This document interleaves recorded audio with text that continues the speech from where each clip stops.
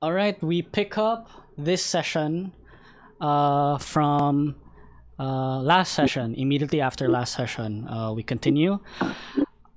A few moments before, a few moments after the Sky team arrived on the ground where this side of the battle happened. Izadel had the idea to trap a ancient red dragon within his mirror. It's a mirror, right? Yes, it's a mirror. What item is that? Mirror of life trapping. Got it. And before that, let me introduce to you my brother, Calibro. Yo, this is my brother. Hello. He hasn't been in Cebu since the pandemic started. Whoa! So Wow. yeah. Wow. So From where? no, he studies in Negros. So Wow. yeah, Oh. yeah. He's also part of the very first people I DM'd for.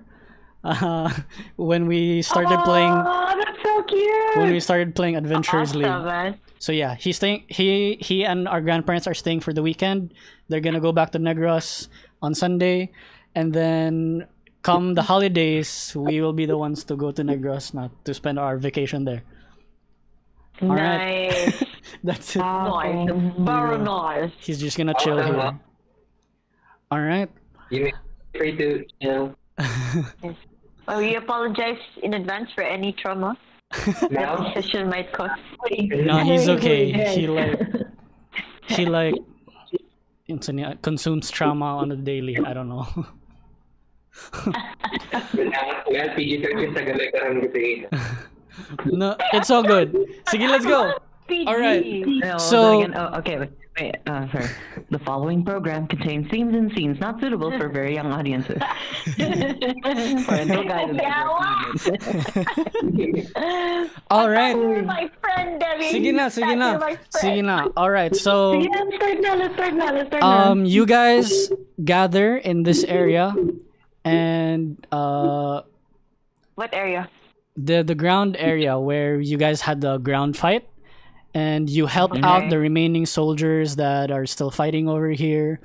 You tend to the wounded. All the while, something else is happening somewhere else. So we'll change the map. Asa man ang somewhere else. Asa indeed. Yes, we will find out. Mine is still loading. Sorry, guys. So we are back. Oh. We are Oh, back. back in the Okay, We are back in the adventure. castle or the camp of Beddingsworth. Yes, the Adventurers Guild keep situation, whatever that you guys have been training and like preparing the past few months. From the sky, we hear a loud and violent roar, and a fifth chromatic dragon will appear and land straight in the middle of the keep. A green chromatic dragon will appear. What's green, guys? It is poison. Yeah. Poison dragon. It spews out a massive green breath attack everywhere, and almost everyone is completely just gets like their bodies just disintegrate immediately once they come into contact with the poison. Oh, And- man. And Where for are tokens? those that did survive, they come out to try and fight it, but immediately after we see Chicken Lady, which we will now call War Priest. Okay. Yeah. So War Priest Oh, chicken lady. will also lady. arrive from the sky and will start attacking the remaining surviving soldiers. The Archmage will also appear in this training ground, the Archmage, and then the champion will just burst through the gates on this side, and he will make his way here and just start a cafeteria fight. Food fight! kicking everyone's asses. And while that is happening, Sir Beddingsworth stands from his table, prepares his instrument, because he not a musical instrument. I was thinking like a writing instrument, because he's a glamour bard. So he casts spells through poetry and stuff. But as he exits that way, we see someone teleport into the room, and we see this figure. Dude, this is giving me Psychoden feels. It's Camise! Camise enters and teleports into the room, and Sir Beddingsworth goes, "Oh, Camise, my boy, we are being attacked. Help us to arms!" And then Camise goes, "I'm afraid I will not be helping you today." No! What? No! No! No, but he helped us! I knew it. What are you saying, Camise? And then Camise continues to say that, "You see, Manticore, they have swayed me somewhat. Their cause is it makes sense to me, and I've fallen in love with this path, and I think it is truly the right one." And then Sir Beddingsworth will inch closer, and he will say, "No, my boy, I do not believe you. You are being tricked somehow. Let me." And then he raises a hand to cast a spell, but Camise catches it and stops him, and then pushes him forward against the wall. Backward, I mean, against the wall. And then Sir Beddingsworth will continue to try and convince him not to do this. And Camise just says that he has to. And they look at each other eye to eye until finally Camise stabs Sir Beddingsworth with his blade.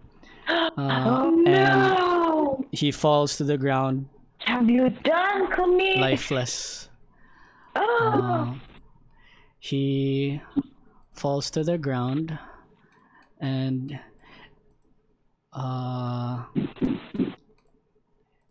he's dying there. And then Camise will back away, staring at his hands, kind of like, wondering if what he did was Like right. in shock? Yeah, like in shock, like like a little, like, hint of guilt and whatever, because as much as he believed that he needed to do this, he truly considered Sir Beddingsworth a close friend and his mentor, and one of the few people that he considers to have redeemed Camise. So now he's So he's unredeemed again. yeah, in that sense, he feels like he's somewhat lost, but he shakes his head and then convinces himself that the path that he is on right now is the right one, and he steps away. After that, he falls quiet, but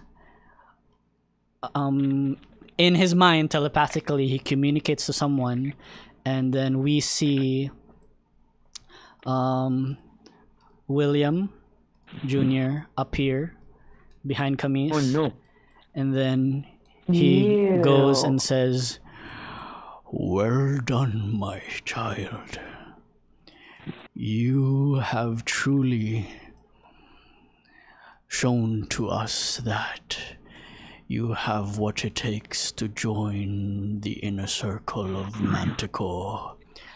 As he says this, more people from Manticore teleport into the room, and they're cloaked and hooded figures, and they surround the whole room, and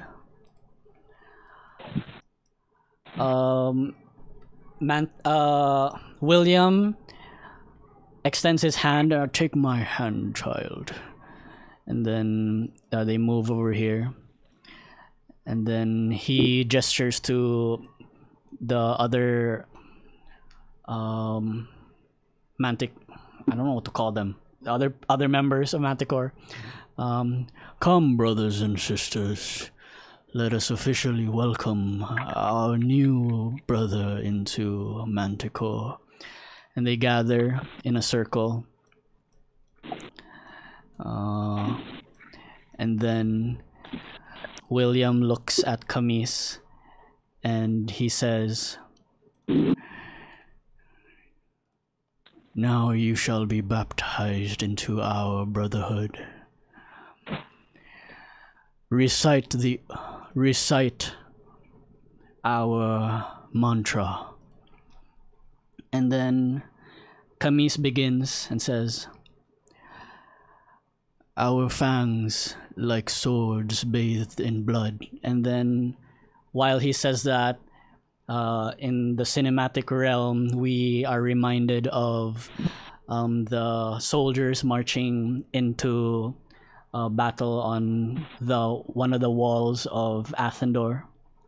And then Camise continues, our wings like storms ever raging. And then we see airships of Manticore with the black canvases fly over top, shooting down other airships and raining down fire from the sky. And then finally Camise says, our tail like a knife in the dark. And then the group all look at Sir Beddingsworth and the blade in his stomach, and they all look at Camise once again. And then William will say, welcome, Camise.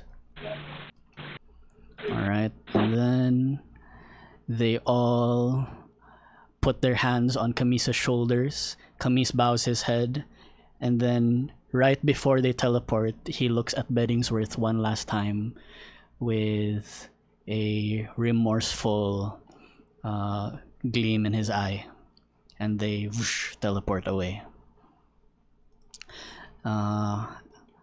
Just as they teleport, the rampage continues on over here, and the whole keep will just be desolated.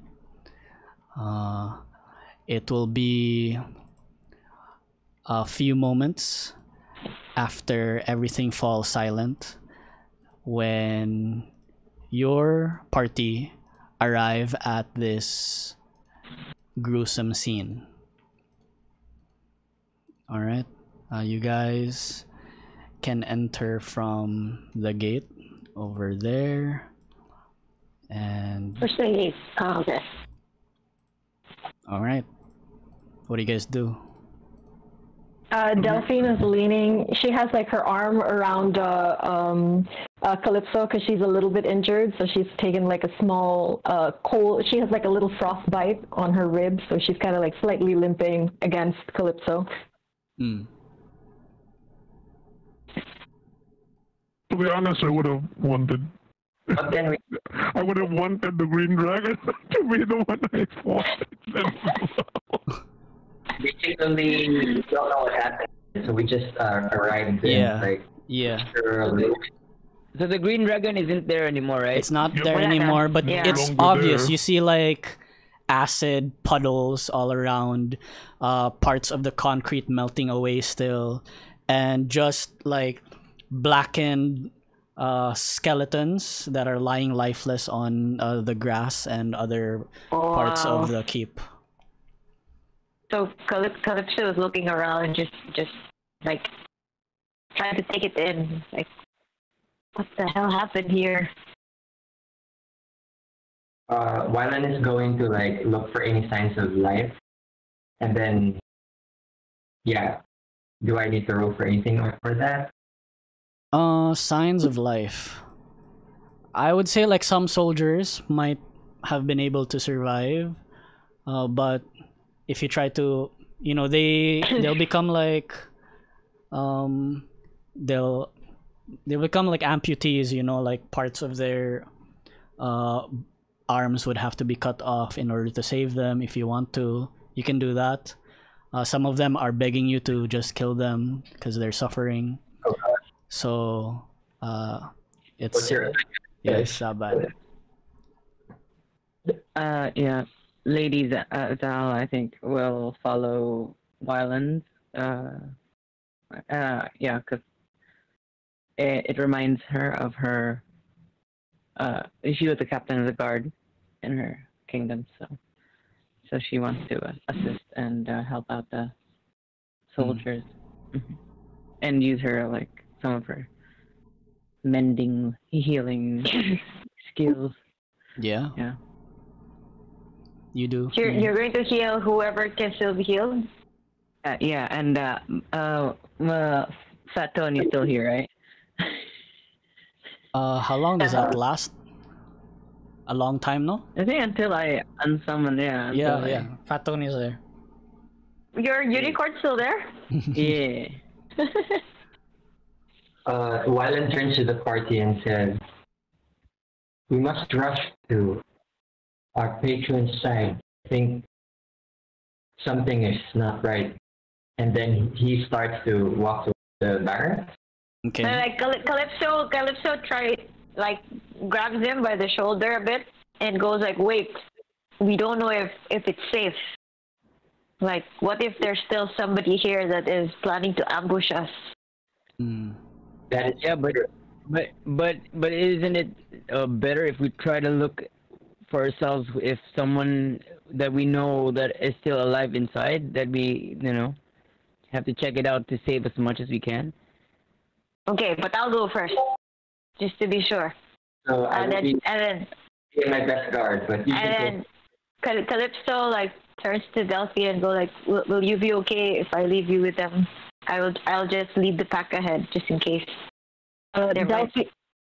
Delphi nods. She's been helping like one.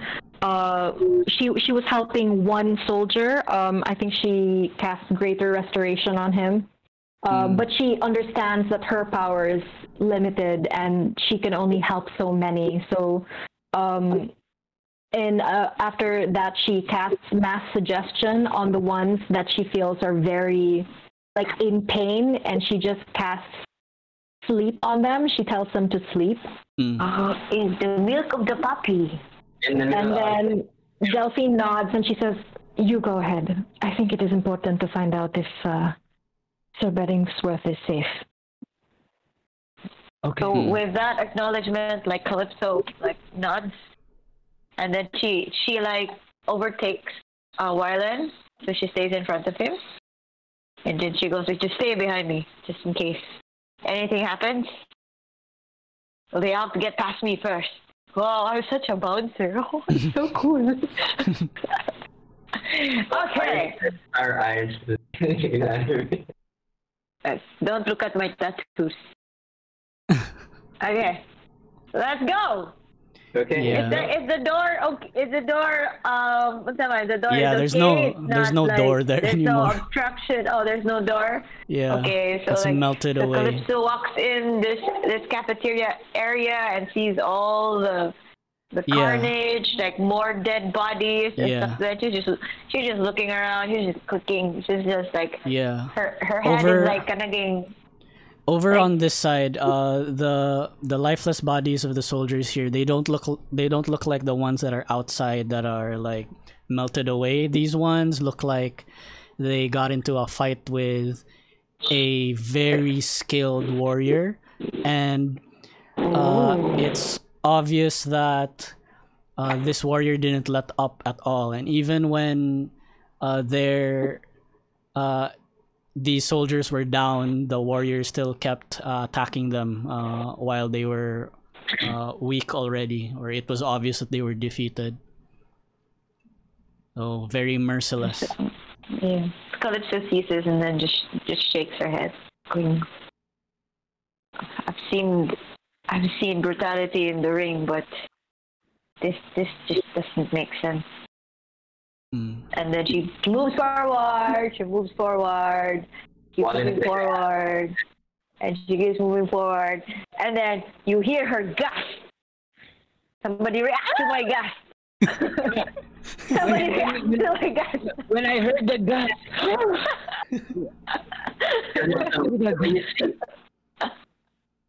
And then before Calypso could answer, Wallen enters and he also got. So somebody react to our gasp. And then everyone who went in also gasped.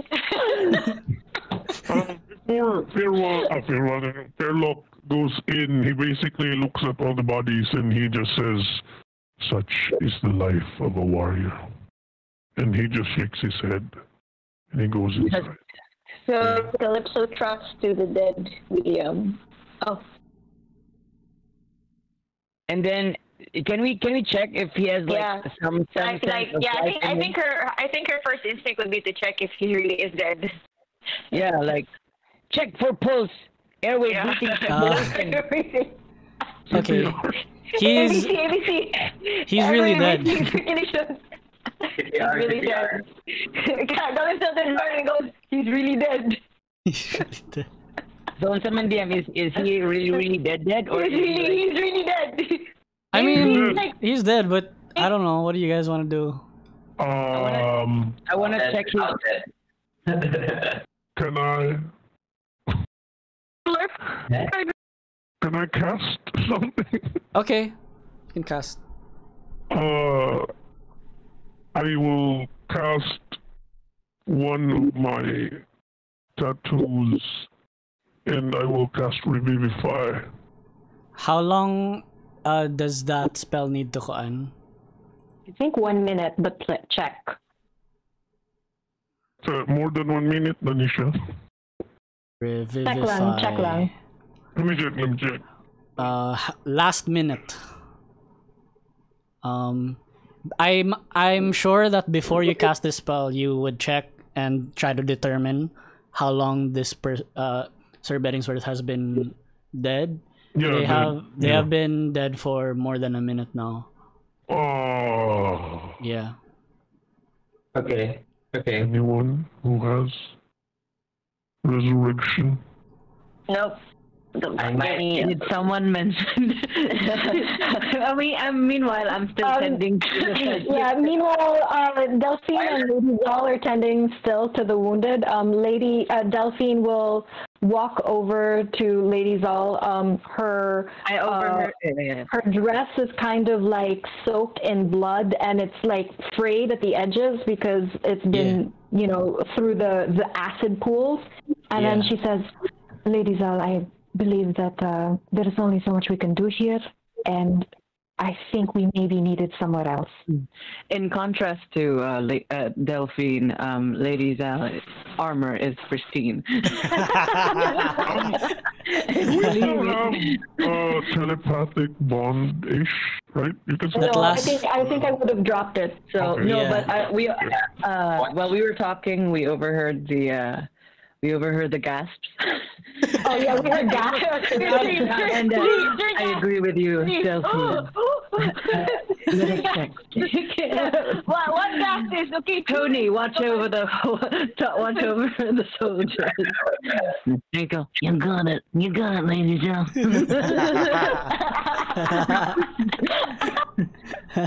Hey, you. Stop moving. Sleep. He knocks them out with his hoof. I don't know. All right. Okay, so yeah. And then yeah. So is Lady Zal gonna do something? Are you going to do something, Lady Zal? Yeah. Well, what's all the ruckus? Yeah, we follow inside. He's dead. Over there, he's dead. Dead. He's dead. Bettingsworth is Bettingsworth. So, seeing as Tirza tried to do something with his tattoo, and Wylan, obviously nothing happened.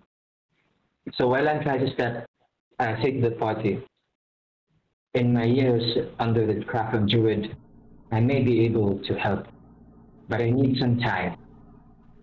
And then, if the group would allow me, and he points to he gestures to the body, the lifeless body of Sir Bettingsworth. Would the group allow him?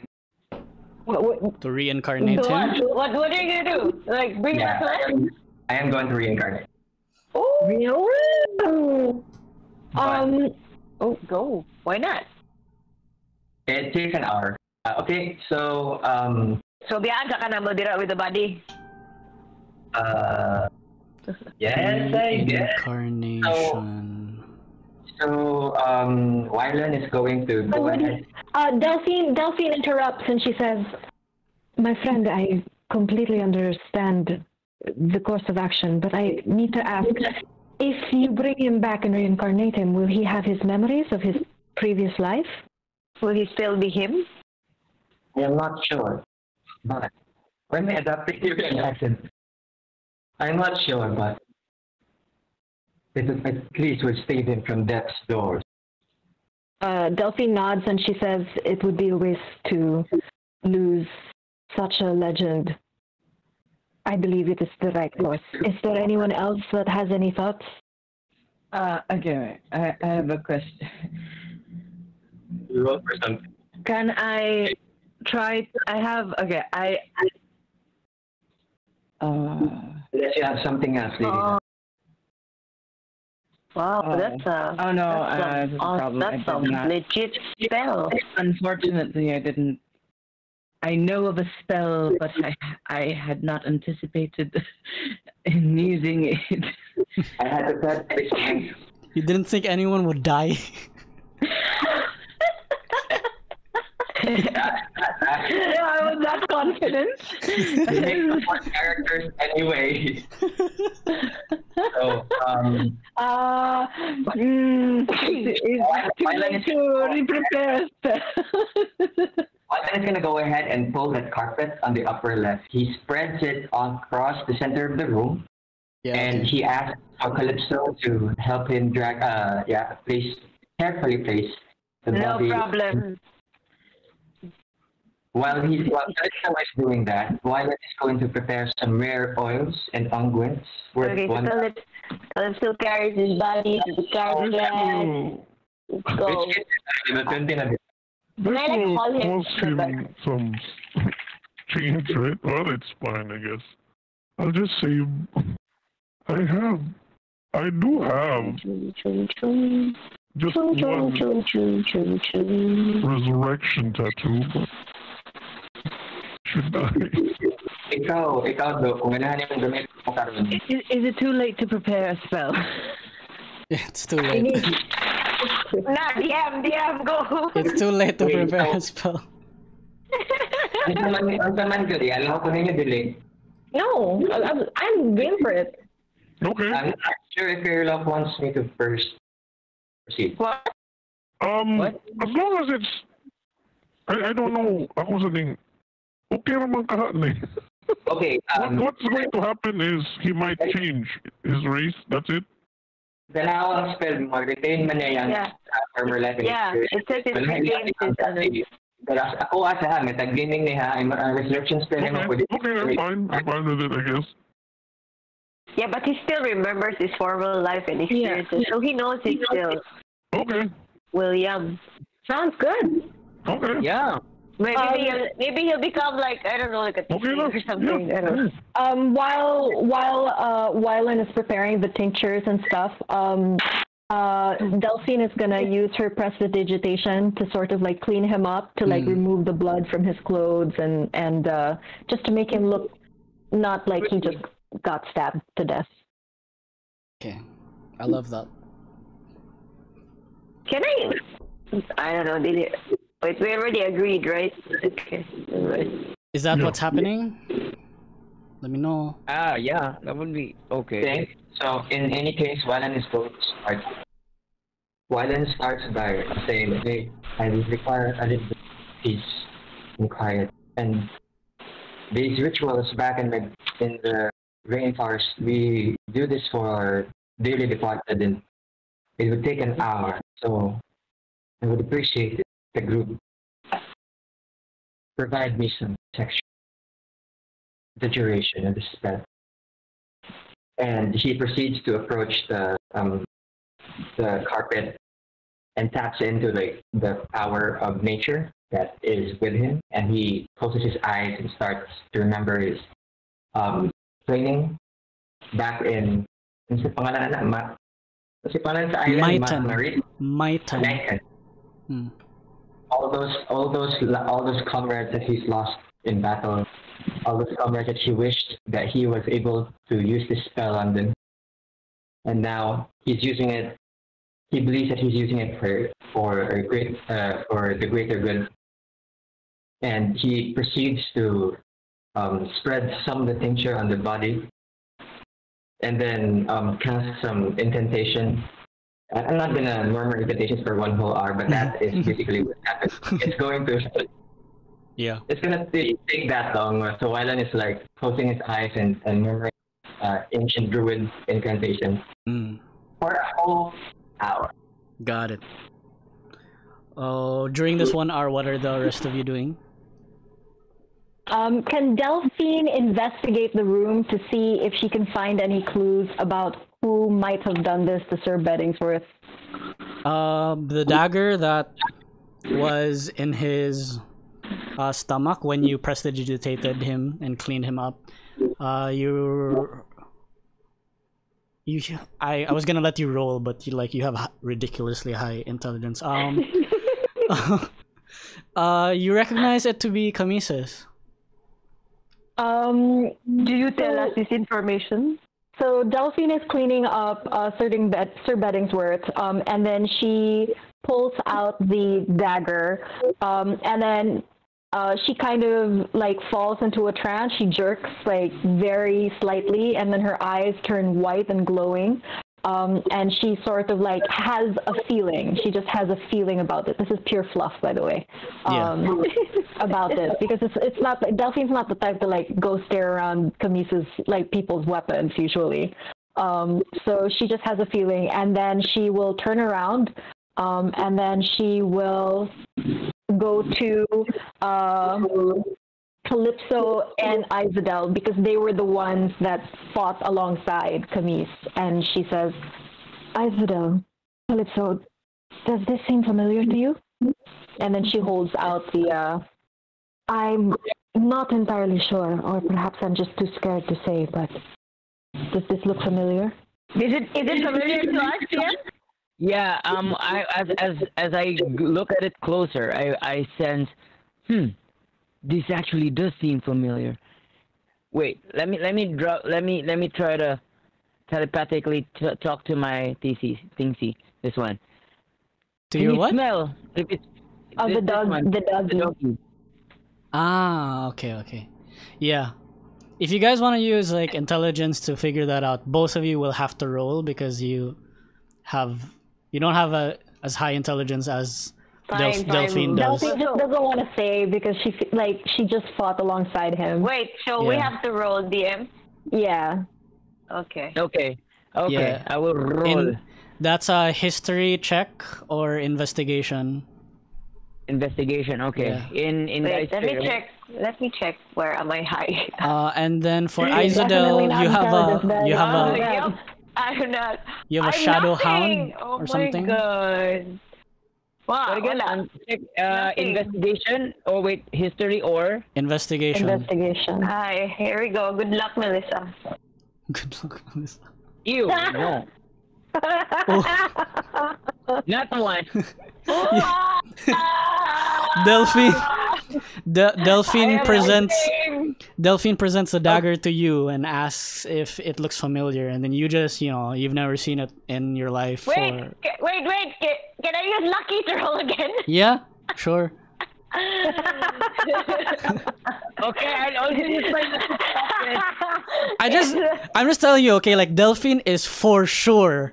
Like this is definitely Camisa's, but I think she does. yeah, She's in the role play, she's just like, I don't want to believe myself, right? yeah. Oh, no. Mm. No. Oh, sobrang lucky ni Calypso, be. Kalma. Spelling investigation. One. Son of a bitch. Yeah, no. Okay. I'll Like, just say, in the cover of darkness, I couldn't see anything clearly. yeah, that's good. That's good. Good job. Delphine looks sadly. She also looks at Fairlock and Lady Doll, Yes. and then she says, Feels like I'm too enraged. could I try to distracted in the fight investigate to have this noticed dagger? anything.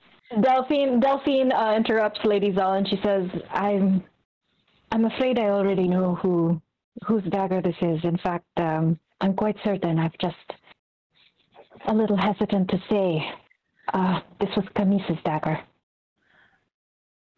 The I mention met of him briefly, but I would like to double check if he wanted a second opinion. wait, you said that not By to all us, means. Chan. She says it to everyone. Okay, so when you mentioned that, slowly, like, you see Calypso's tats suddenly start to glow. Oh no. It's like slowly, like, it starts from the bottom of her belly, and it just starts to glow, and then it goes up to her, and then her eyes are just red. Like, you just see her red. Okay. Delphine puts a hand out to Calypso, and she's like, "Steady, friend. You will need your rage for when we see him again." Who's I don't understand why he would do this. In fact, he was brought here by Sir Beddingsworth. He fought alongside us. I don't understand.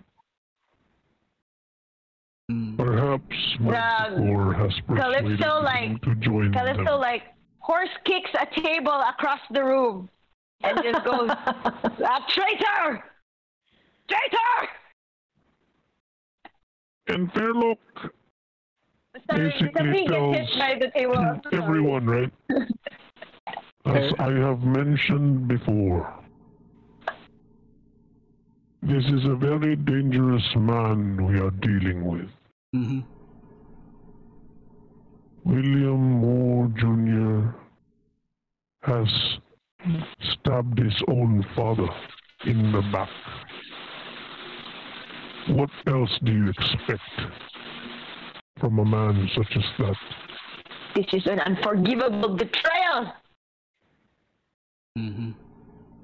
This is treacherous. While all of that is happening, back at where Wylan is casting this spell, Wylan, you see from beneath the rug, the carpet, the bricks start to shift and sway, and vines from beneath will penetrate and break the floor so that they slowly wrap the carpet and just itself around Sir Beddingsworth. And then Sir Beddingsworth's body begins to glow a bright green, and until the point where you no longer see his like features, and it's like a silhouette of pure light is what happens at that point. Let me do this. Okay. It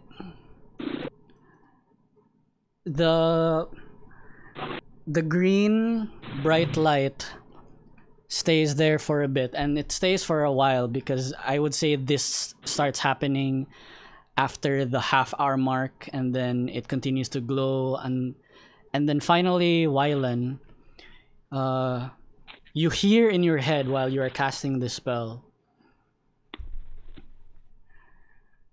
Thank you, my friend. But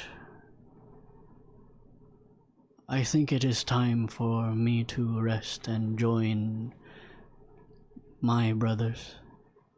As he means the rest of the world tracers. And he will continue to say, I have spent quite a long time here on this world already, and it is enough for me. Search through my pockets and you will learn more of what you are facing. Once again, thank you. And then the aura you feel from this Wyland slowly drifts away, and your spell you feel start to slip away from you, and slowly the bright light dims again and the silhouette returns back to Sir Beddingsworth's lifeless body. The vines retreat back into the ground and the carpet finds peace on the floor. Your spell ends. Well, that was a waste of spell. It's okay. So Wylan is just flabbergasted and also sad. How? Communicates with like that to Wylan. But no, I can't because she already left. I mean, technically, I could have, but you know, it's like I was thinking like this new system needs some sort of leadership. Who else could do that but Sir Beddingsworth? We had so many questions. We must respect their wishes if they wish not to be brought back. But I don't say that to everyone. So I'm just standing there in silence with like the the light from all of the ritual now gone. Just trying to process what Sir Beddingsworth tells him, and he just lets out a big sigh. Like, and then turns to everyone and says, sorry. No, actually, this is telepathic. I'm sorry, everyone. It seems that I have nothing, there's nothing that I can. Delphine puts a hand on Wyland's shoulder and she says, there are some things out of power that we cannot control. But you did well, my friend. Calypso goes to the other side and touches the other shoulder and goes, there. Fairlock asks Wylan, Yeah. did he not want to come back? Wylan looks at Fairlock, and he didn't even need to telepathically say anything. He just gives him like his silence answers, speaks for itself. And then he looks at Calypso and Delphin and says, thank you. And he looks at Delphin and says, I've always believed that unlike Manticore, us, who have the power, who has the magic, we should use it for the good. We should use it to save. And then he couldn't even finish his sentence because he was really sad, just trying to hold back tears. We could use it to save. And then he looks at their bedding, and then he says, like, I need them all. And he just goes to a corner for just a little bit. And then, can I say something too? Like, I have seen the drive for power and this magic. It's so tempting, actually, for those who seek for more power. But in in honesty, I actually believe that with such powers, I think it's better to be used to protect the weak or those who can't even defend themselves, rather than just making your own self stronger. So that's why I am not going to be tempted by the aim of Manticore, even though I might be, I might look at it as a point of view for those that have powers of magic and be tempted to actually be stronger, but instead they're using their powers to make themselves stronger and make the weak weaker. So I am totally against that. Delphine looks around, and then she sort of like she removes her cape, her cloak from around her, and then she covers Sir Bettingsworth with it now since he wants to rest. And then she looks at everyone, and then she says, "So what now?" We need to put a stop to this Manticore before it corrupts more minds. Wylan snaps out from his depression stupor and then perks up as if to remember something, saying, "Oh yes, the old man told me to look at his pockets," and he points to the group over at near the body. And someone spent it. Yeah, someone Okay, get I will. Yes. So while I that's will. happening, right? Fairlock just talks to himself basically and says, "Makes sense for him not to want to come back. That isn't something one easily gets over." And he's just talks to himself. Okay, what do I pull out from the pockets? Yeah. All right. Let's do that. So with that, Sir Bettingsworth would have died at 386 years old. Whoa. He's that old. Whoa. What's a young race gonna wait? Gnome. Oh, okay. He's a gnome. It would have been funny if they turned into a half elf. I mean, high In the roll I rolled, he would have turned into a dark elf. Whoa! So I rolled a 25. So that would have been interesting. would have been interesting. I think he may have been pissed. Maybe.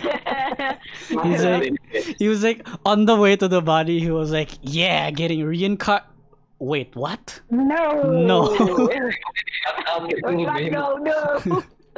Anyway, Calypso, you pull out at first you think it's a balled up piece of paper, but you feel it in your hand and there's something solid inside of it, and you unwrap it and the piece of paper turns out to be a note, and what's inside is a small wooden chest. Ooh. Is there anything else in his other pockets? Just that? The other pockets, Sky, bits and bobs, some of his spell components, Painful. a lot of quills, Kasi kasi. scrolls. Titiguan na baya siya. Oh, the article. Yeah. So those things. Katinko. Was that Tiger Bomb? Tiger bomb. I think his other pocket is full of haplas. Yeah. Kaluoy. Okay, so I unroll this. So Calypso unrolls this piece of paper and then finds his chest and presents it to the group. And then she puts it down on the table in front of her. Would you know what this is, or what does it ring a bell? Would you know what it is? You are a barbarian? I'm brute force. No, you would not know. It looks like a pretty With chest. no There are curtain. there are like pretty chest. engravings on it, but they're not like runes. They're just like engravings all around the little chest. Okay, so I wouldn't recognize the engravings. No. Okay. All right. So she puts it down on the table to show to the group. What do you She do was with a like, piece of paper? And can I investigate the piece of paper if there's Okay. anything written or what? Yes, or like, there is a note inside the piece of paper. This is what it says. I'll put it in LC notes. Let's see. I'll read it out. So, this is what it says. My dear Beddingsworth, within this chest I have kept locked the future of Tarin. You will not be able to open it, for you neither have the wit nor the patience to do so. But I know a time will come when a certain group of people find themselves helping you. You never could do things by yourself, at least not successfully. Nevertheless, this group will remind you of our own. How I wish I could have met them. One in particular. It is her flame that illuminates the future. I hope you well, my friend. See you soon, Will.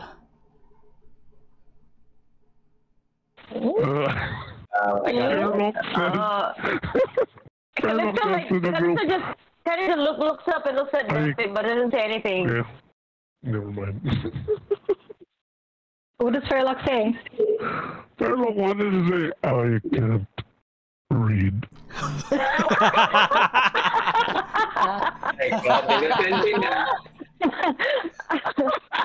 Oh, Well, at least not. Nawala I ang moment. can only read nature, man. I love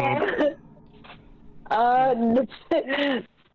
Delphine, so did anyone read it, or did just Wait, like where was the reading? Yeah, did who read it? Like, was it did Calypso read did that you out just loud? like did you just open it maora na siya, or did you read it out loud, Calypso?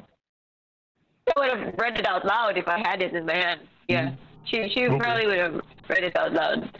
Okay. Yeah, you were able to read it. Okay, because Yes. I have a helm of comprehending languages. So It's written in It common. looks like it's it's in common, diba? So that I can read that. Okay. Yeah. No Yeah. one has a problem reading it. It's just Okay. Fairlock is from the jungle, man. It was like, Yeah.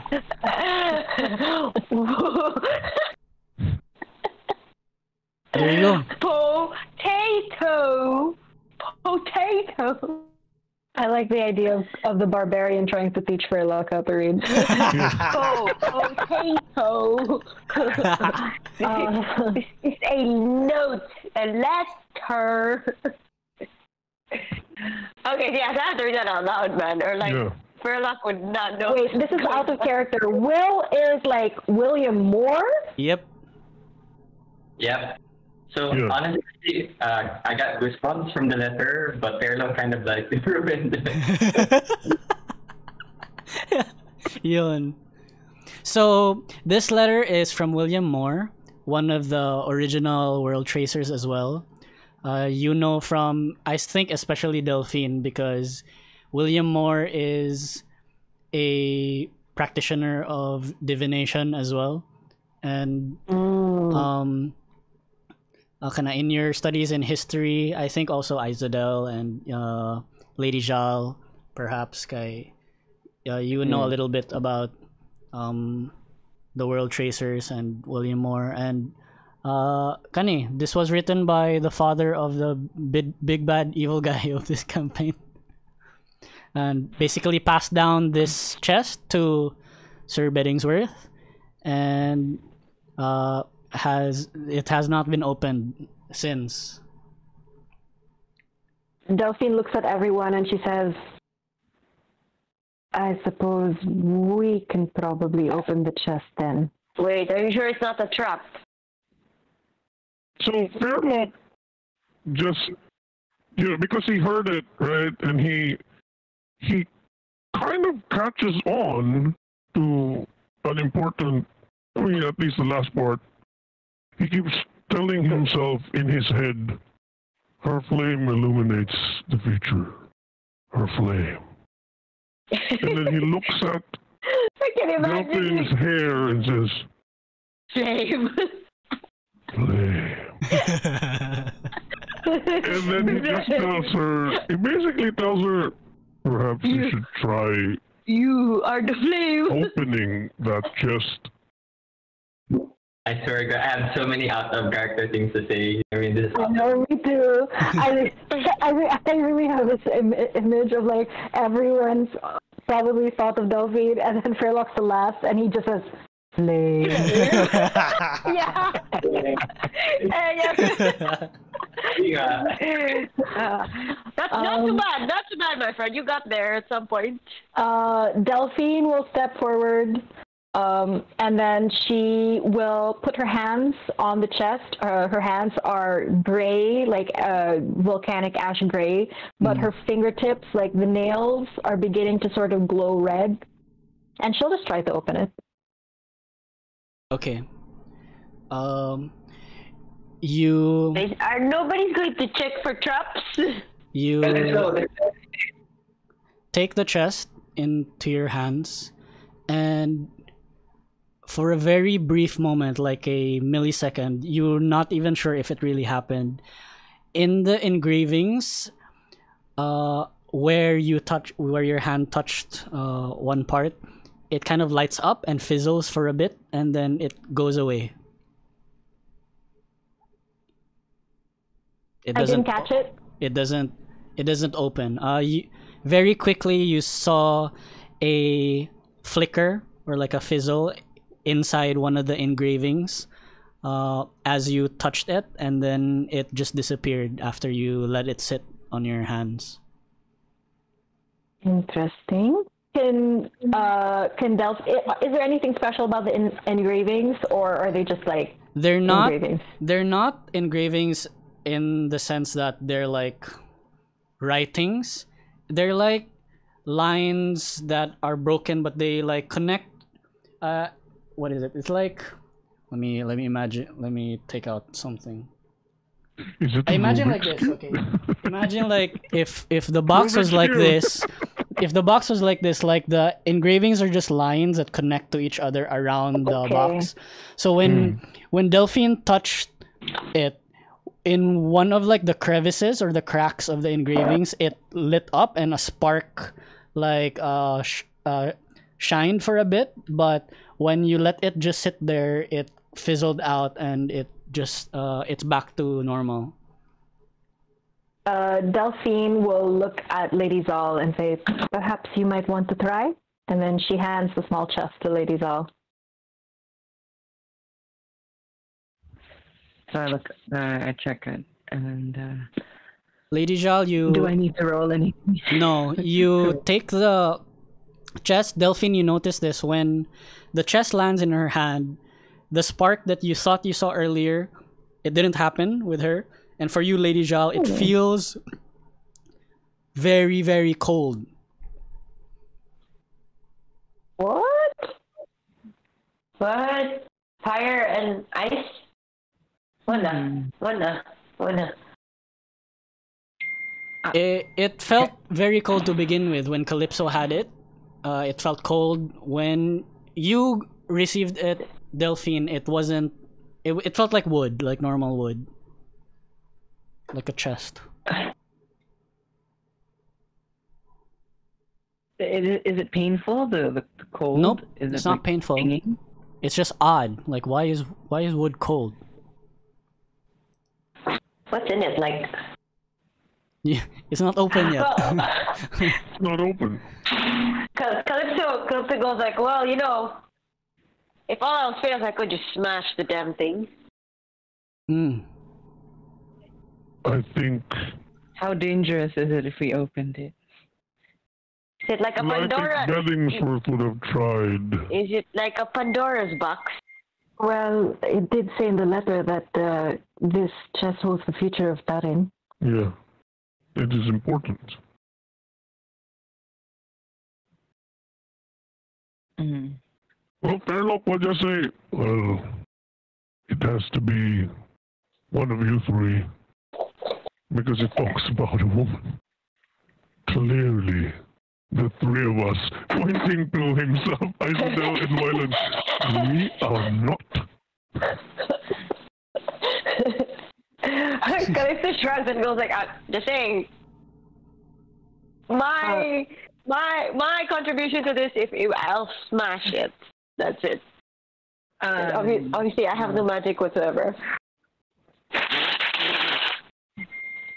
Could we try opening it at the same time? And I look at Delphine. When Delphine tried to open it earlier, it didn't open.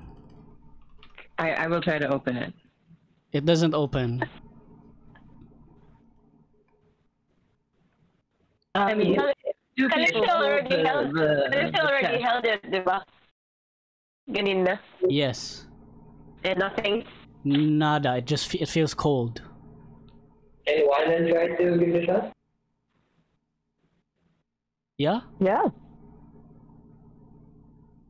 Okay, why didn't Wala comment si Wyland ang nikuha. Wyland, you no take it? comment for luck. I'm gonna try to open it. I'm just gonna watch. You take it gonna in your watch, hand okay. and it feels cold. You try to open it, it does not open. Okay. Okay, what if I will try to cast her flame? What if all the three women touch it at the same time? No. Is it okay if I try to cast something that has fire on it, like Fireball? Like fire. Okay, Beach, you can use that line. Run for cover, guys. The ship on fire.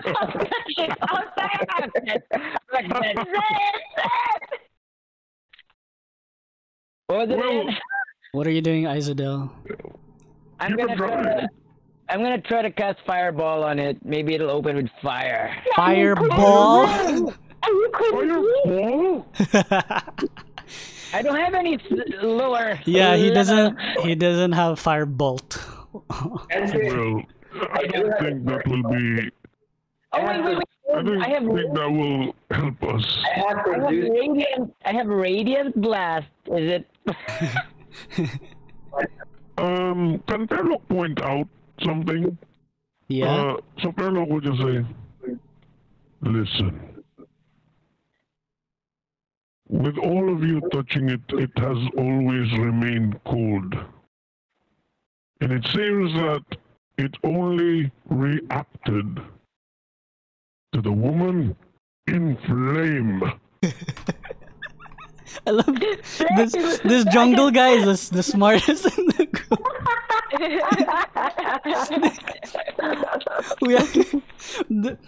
I think half of the party has gone to like college or university. Or Jungle guy is the logical one, like what he sees and he interprets. Si Perlock kay Akam Series naman, just keep it simple. It might be a deeper meaning. You must let your hair stand up like a flame there. Delphine will take it from Wyland's hand and she's like, can I try again? And now can Delphine sort of like investigate the box to see if there's anything to do with the lines, and can she basically wiggle the box in her hands, like if it was a Rubik's Cube, does anything move or shift? Okay. Nothing moves or shifts, but you pay more attention to the lines and the engravings, and they all start at one point of the box. The beginning of the line starts at one side of the box, and then it all moves around, and then it always ends in where there would be where the lock would be, but there's no keyhole. It's just like a plain metallic piece in the front of the chest, and all the lines and engravings that start from somewhere else in the box end there. Ah, I see. Oh shit. Delphine will hold the box in one hand, and in her other finger, as if like it was a lighter, she produces flame, a cantrip, Mhm. and then she will like with the tiny flame on her fingertip, she will sort of like press that area where like all the lines converge. Okay. You heat up the metal in the front of the chest, the little chest. The metal glows orange, like it glows, and then where the lines touch the metal, they begin to spark, and the lines kind of, you know, like when you light like a fuse and then it goes and it goes around the it follows the fuse. It's like that, but it follows the engraving to where they end around the box.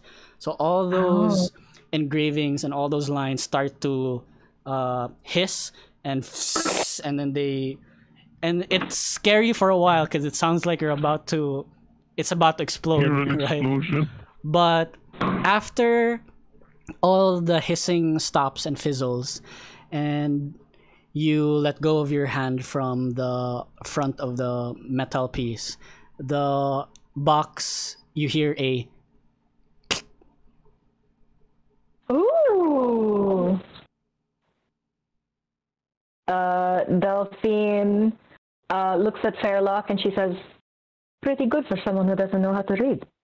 And then she puts the box on the table, and then so that everyone can like have a view of it, and then like very cinematic-y, you know, like the camera pans in on the chest. She opens the chest. You open the chest and you expect something grand and magical and something Is that it a will piece of ice?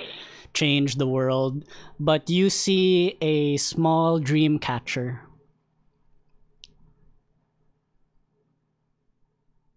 Can it be investigated or perception, whatever? You may. Whatever you want, investigation. Oh wait, I have my investigation shit though. I'll roll. I'll just roll my Arcana. Okay. Is that okay? Yeah. Delphine will say, "I expected something a little bit not so overwhelming, but what do you all think?" Insight is just for people, right? Yeah, like This- their this will be intention. perception. Perception. You can perceive. I have another perception. Go, wait. Okay. Dream catcher. Mine's 21. Wow, that's awesome perceptions in you guys. Oh, Arcana like a Oh my god! What? Wow.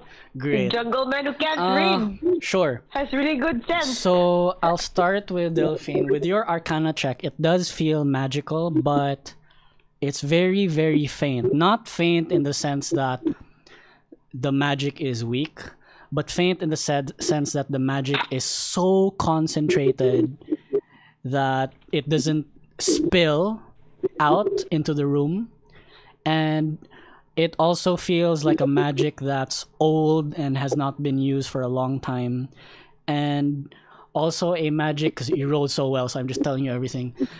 A magic that seems to only activate when certain conditions are met. Oh, like what conditions, I wonder.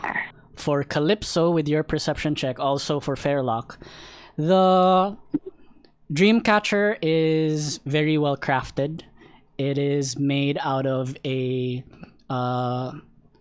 thin but strong vine wood that wraps as a circle, and it is very it's a very perfect circle. It seems almost machined, but you know, it's impossible. It's not, the technology doesn't allow for that yet, but that's how well made it is.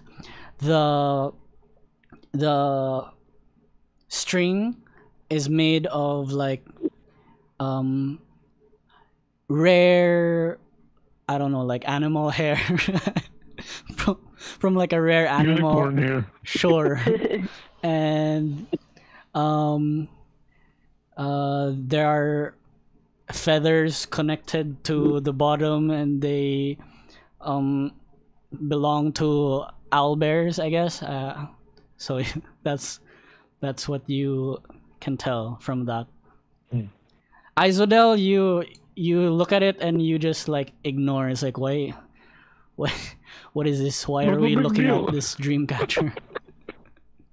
Yeah, Izodel, maybe with that roll you're like, Unsani, like you roll your eyes because like dream catchers aren't real magic. Like growing up when I was a kid, they said that they, you know, they would catch dreams and whatever, but they never really worked, and it's a scam for, you know, people to just sell it.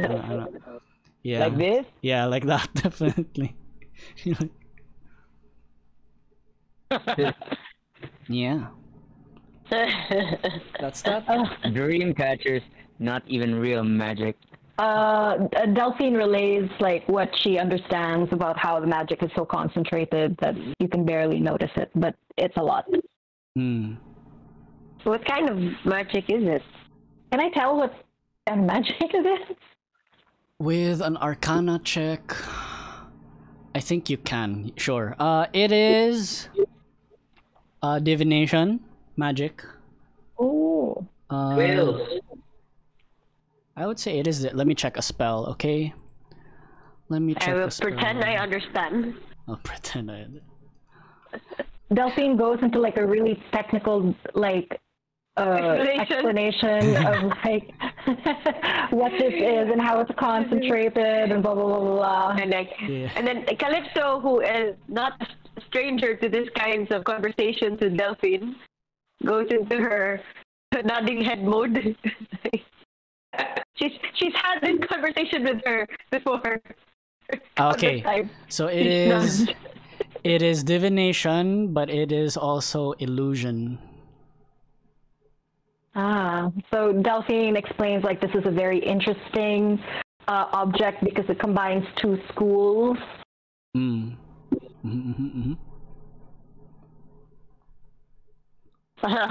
Calypso nodding, still nodding. Actually, at this point, like Delphine is kind of geeking out. She's like, it really is very interesting. I mean, normally you could see the seams in the magic of where the two schools do not combine, but in this case, they just seem completely in control in one weave. And she's just like geeking out. And then she looks at Calypso. Calypso, are you listening? Yeah, so of course. I'm always listening. What have I not been listening? And then she's just still nodding her head like, And Fairlock, being very simple, just says, but what does it do? Straight to the point. I really like how Fairlock basically just boils everything down. Yeah. Straight to the point. Delphine stops like her whole thing and she's like, I do not know. And suddenly, Calypso stops nodding and goes like, what? So Fairlock looks at Wylan and says, would you have any idea what this is? Do I didn't have any idea? Or should I roll? Yes, please roll for me. Druid. I'd let you roll. Let's see. Let's have you roll either Arcana or Religion. I'm gonna go for religion. Cool. 21. Oh, excellent. In Wylan, in the Druid circles in Myton, it is well known that in some of the tribes, part of their tradition and part of their culture includes weaving and the weaving and the creation of dream catchers when a loved one passes away, and you keep the dream catcher within your room or in your home as kind of a way to hold or keep the memory of this loved one that passed away. Oh, that's so nice. So it's like that. Oh. I go and tell the party, Oh. I know of this tribe that we. Wait, sorry, I missed that. What again? That's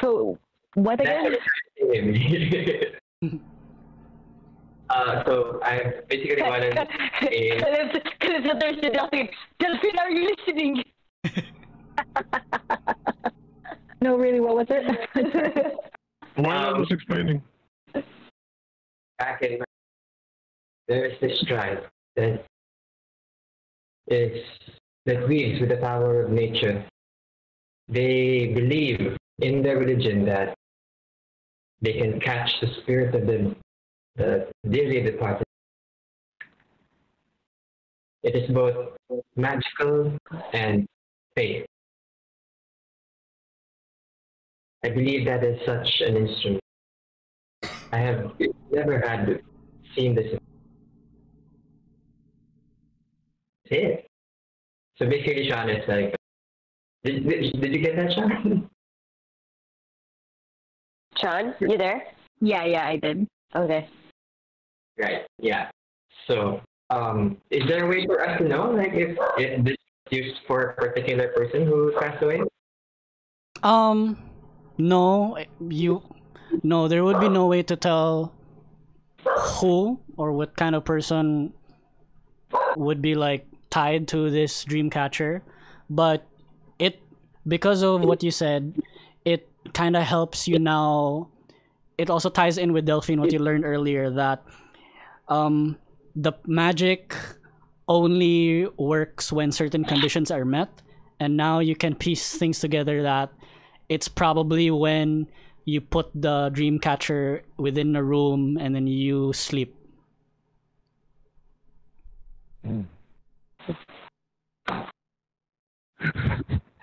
Again, Fairlock's mind just wanted to like go. So We sleep. William Moore is inside there.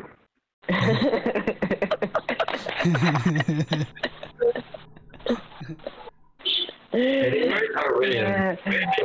William Moore, because Will was the one who wrote it, right? So it's like William Moore is there. So yeah, he's just gonna wait for people to figure it out.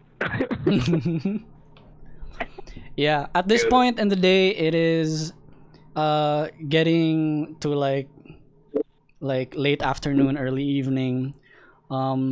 Outside is still terrible, and like some parts of Athendor battles are still going on, but the side of Athendorians are partially keeping them at bay. However, there is still that like threat of the big guys, William Moore Jr. and the inner circle of Manticore. They're still out there, and not to mention an ancient green dragon. So it is getting to the point where you feel bad about resting, but with this dream catcher that turned up, it's like your only lead at this point. It's up to you. You could choose to try to catch up to Manticore right now, straight after the previous session, because you guys didn't long rest yet, or take your long rest this night and figure things out in the morning. Maybe that's wise. Why don't we propose to the party? I think we should rest for the night, and we should also give our patron here a proper sending off. Yes, very nice. Right. And to all those who lost their lives during this, Where do we properly send him off? How do we do that? We can cutscene it. So we In my itong pinakuan, ingon ako na sa Lord, sa bata? Or sa what? Sorry, putol ka what? Depends on your religion. Wala pinakuan ani Thor. Butang og kuan. Om ni dagat rin. There you go. So we cut scene to a funeral. You guys are cleaning bodies and burying them in the ground. There's some soldiers that are wounded who are in attendance as well. Right before you rest and try to get some rest tonight. Okay, this is long rest. Yes, you guys can long rest. Okay.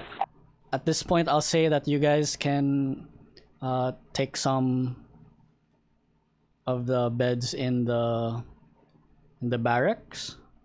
Yeah, Fairlock will just stand guard on the door. I don't need to sleep. Okay. Alrighty. Delphine will be very thoughtful during the evening, and she will, if anyone checks up on her, she has like a brass necklace that looks like it's just flat, like a disc, and it has like funny scribbles on it, and for some reason she's just like studying it. So basically she's studying a spell that she's planning to use. Mm-hmm. Calypso taps Delphine on the shoulder and goes like, I can't sleep. Good story. Delphine says like, Do you have something? all right, fine. Give me the thing that helps me sleep. Delphine says fine, and then she casts like a minor illusion and presentation.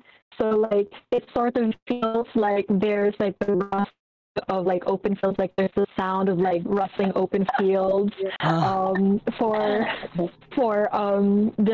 Calypso to fall asleep, and like there's the smell of like grass, like meadow for her, so it feels more relaxing for Calypso. And she says, I cannot do this every night. But there you go. Excellent. What else is anyone else doing a good night routine? Lady Zhao is checking on Fat Tony and some of the horses and all the other in the rest of the barracks. Maybe giving them a pep talk, making like inspiration. What's Lady Zhao's pep talk sound like? To the horses. Yeah. Jane Lynch. Buck up. Oh my god. No. No, yes. Diplomacy. Okay, how do I say? And I say some lines about. I encourage them to live on, even if they have lost, so much, including, their fellow soldiers. But because war isn't about who's right; it's about who's left. What was that? War isn't. The war isn't about who's right; it's about who's left. Oh, you get a clover leaf. Okay. Okay. Debbie. Iksoon mo DJ, Debbie. Iksoon you Okay. So yeah, pep talk. And I also pep talk the horses with my comprehending languages and whatever. Yeah, and then Fat Tony's like, yeah, you heard the lady. You heard the lady. If you don't want to live, you want to become horse meat. Oh my god. You want to ride a horse? Okay. There's gonna be a big battle coming up. Okay, that's it. Okay. Go big or go home. Okay. They're fighting. Alright, so yeah, and then I leave. All right. Thank you. Anyone else? I'm good. I'm good. I'm in my meadow now, so don't disturb me. Mm-hmm. Isodel?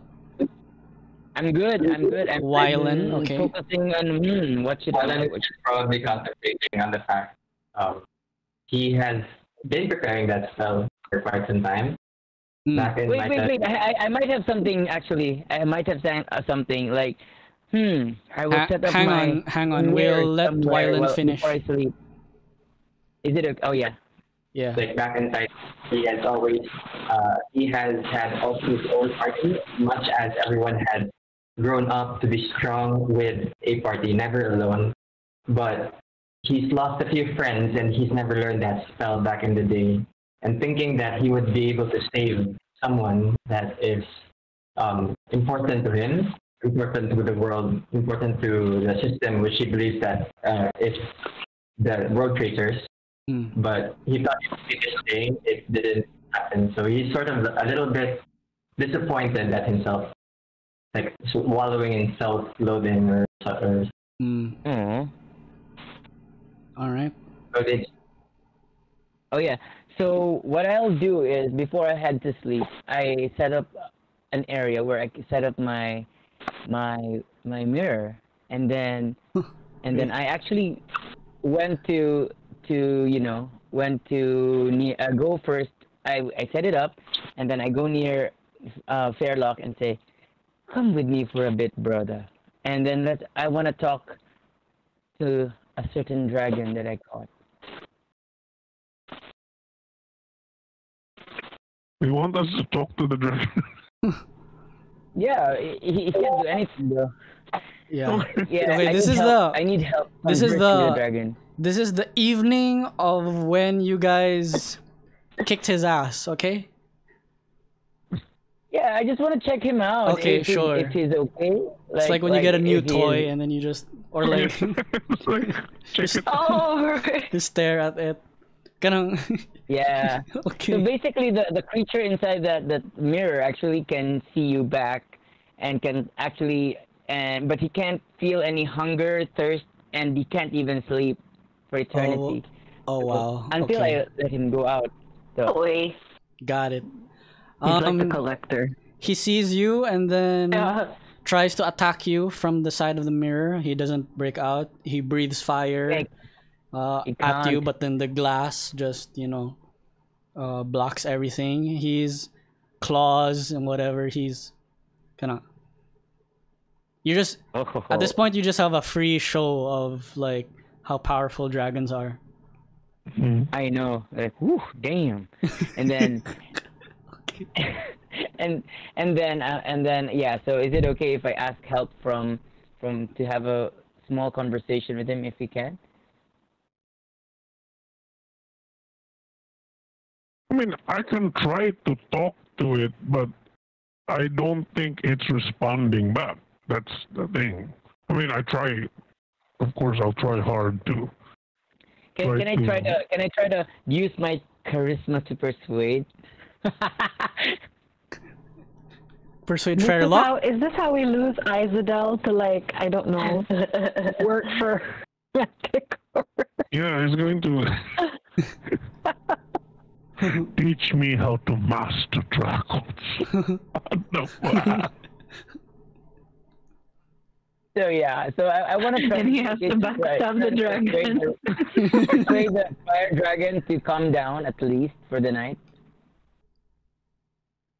So let me imagine what's happening, Wayne. I think what he's turning me into his interpreter Yeah, interpreter. Yeah. while he's directing to me what Yeah. to say to calm the dragon. No. Say this word. Say this. Wait, Isodel doesn't. You don't speak Draconic. You chose Celestial and 'cause Elvish. yeah, this isn't. Yeah, I don't. Do I? Let me check. You I don't think I do. No, yeah, it's Celestial and Elvish. Yeah, no. So yeah, I don't. So I need help from our Draconic Master, Dragon Master. Fairlock doesn't even speak Draconic. He's Celestial, Dwarvish, Elvish, Orc, so wala. None of you can... I do, because of the Drake Warden. Okay. Sige, go. Okay, so is it okay if I roll for persuasion? Okay, let's do this. Whether or not Fairlock gets convinced, you try to communicate with the dragon. Both of you can roll a animal handling, like each, and then I have a DC in mind, which is like pretty 30. which is pretty high, but yeah, like How would you persuade him? He's so pissed off at you. Yeah, bakura good gi. Peso. Like, okay. I'm not gonna. He can't sleep. He can't eat. No. I'll persuade to calm down. That's it. Just calm down for today. Not do anything. Just calm down. okay. I don't think. Isodel, you can roll. You never know. Maybe the tail of the dice say, I know. Favor. Yeah, no. The dragon is continuing to just attack the mirror. It's very angry, just roaring. Yeah, he can't do anything. He's not calming down at all, it seems. So Fairlock just pats Isodel on the shoulder and says, "It's not the day, my friend." I just get curious if she, I'm not joining. I'm just curious. Okay. What you're trying to I'll just let you know, Isodel. What you're trying to accomplish will take the course over years. Okay? Yes. So I will it's do that nightly. yeah, it's fine that you're starting now. But kinda it's gonna be something you have to do every day or almost every day for years to come. Yeah, and then I will Use treats, Deej. No, I will, and I will maybe draw a heart in the mirror, and then maybe it will soften his heart. If the dragon can spit on the mirror, it would spit. Take your heart back with you. Yeah. That's it. Okay. That's Alrighty. fine. Okay. Everyone goes to bed. You guys take your long rest, and while everyone is asleep, something happens. No, this is it. See, This is why. it. This is why. Rocks fall and you die. No, I'm kidding.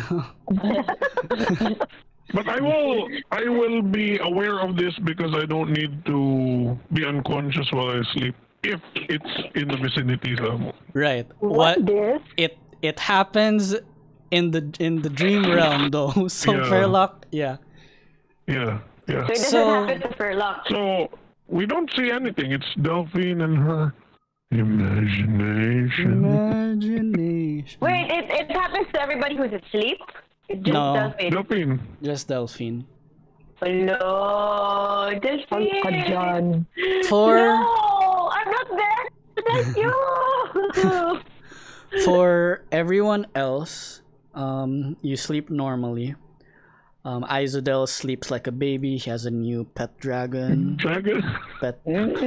Pet? Is it really, or is it like borderline It's just slavery? I think it's just a Borderline. untamed Pokemon right now.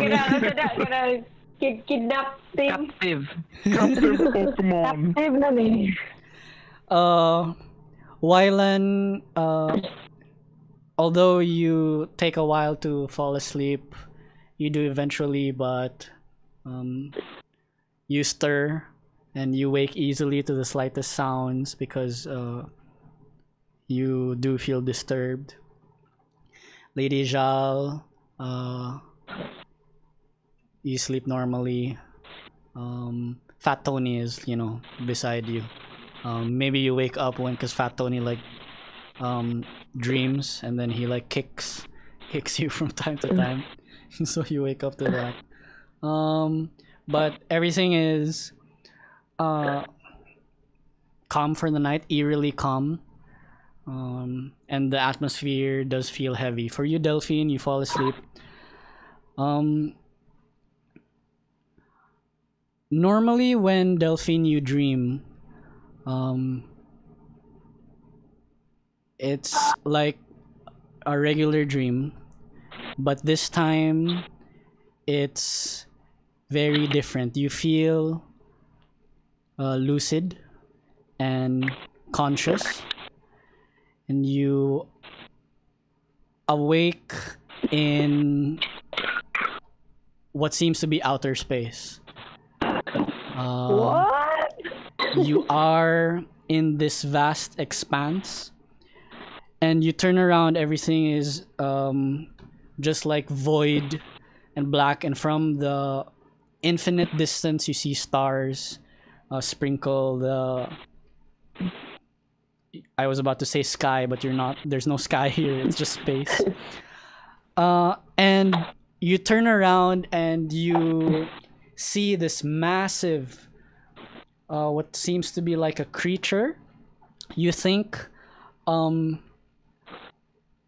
move by you very slowly, very gracefully. It looks like this. You see that? Oh. And it is huge. Like very, like it wouldn't fit in this map basically. Okay. It's that big. And it's not even that close to you. Like it's not like next to you. It's like still far away. But that is what you see. And Do then I recognize it? you do not recognize it at all. It is foreign to you. They look like manatees. Manatee. They look like a manatee. Space manatee. And then you hear a voice seemingly from everywhere, and in your mind at the same time you hear, "Hello, Delphine." And then you see this figure in front of you.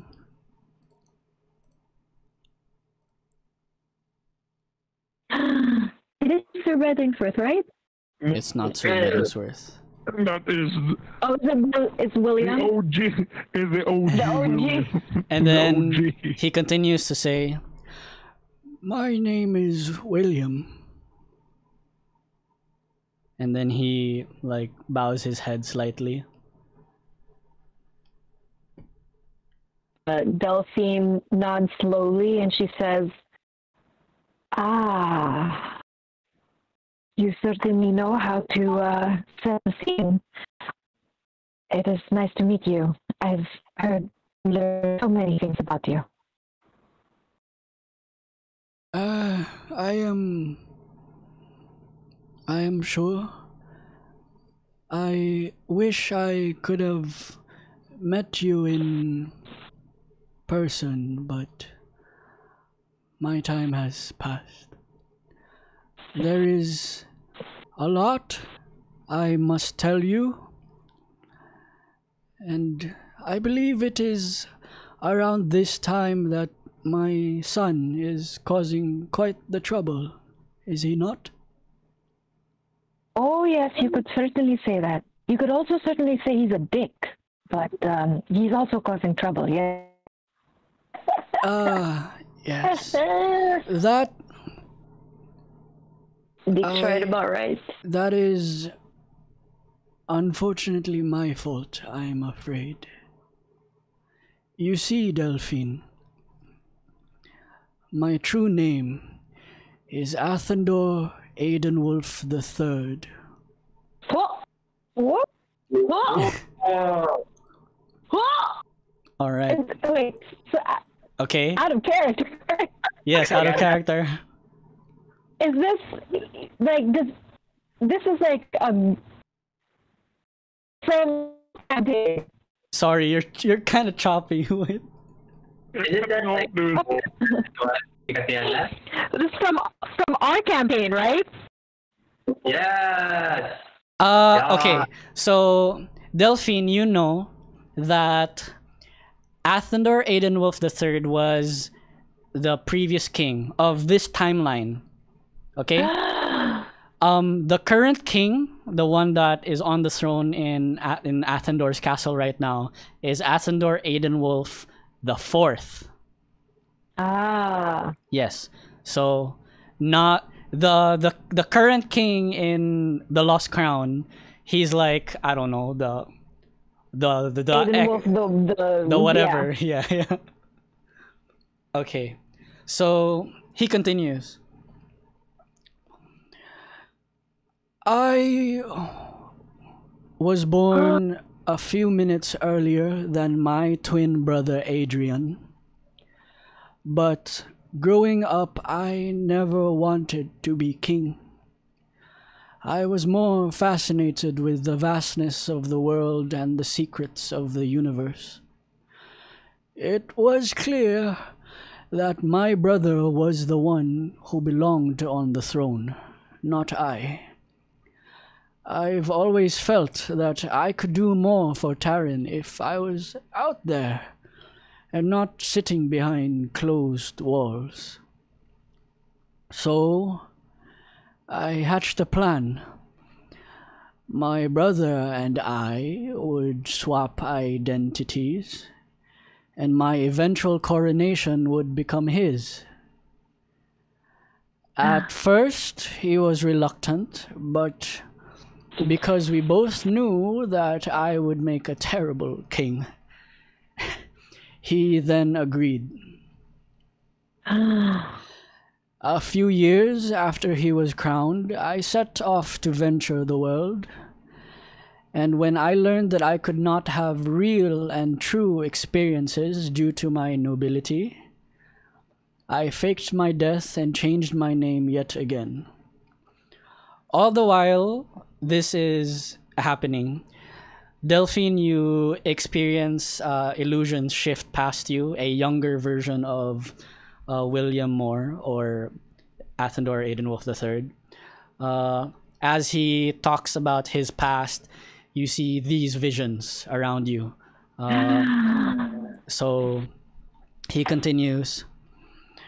My brother knew of this, of course, as I would constantly send him messages of my adventures. We both lived good lives. I became part of the first World Tracers, and we spearheaded the way to peace over all of Taran. And then you see visions of Taran making peace accords with each other, the different continents and the different nations. Unfortunately, despite my doing good unto the world, and while I was too busy bringing peace to everyone else, I never had time, or never spared it, to still the chaos brewing within my own son. And then we see visions of a younger William Moore Jr. Trying to get the attention of his father, but William Moore Sr. just waves him away. And visions of him walking away from their home, only spending a very short time in the evening to rest and leaving again the next day. And a young William Moore Jr. Growing more and more resentful towards his father. You see, Delphine, my son's anger toward the world is misplaced.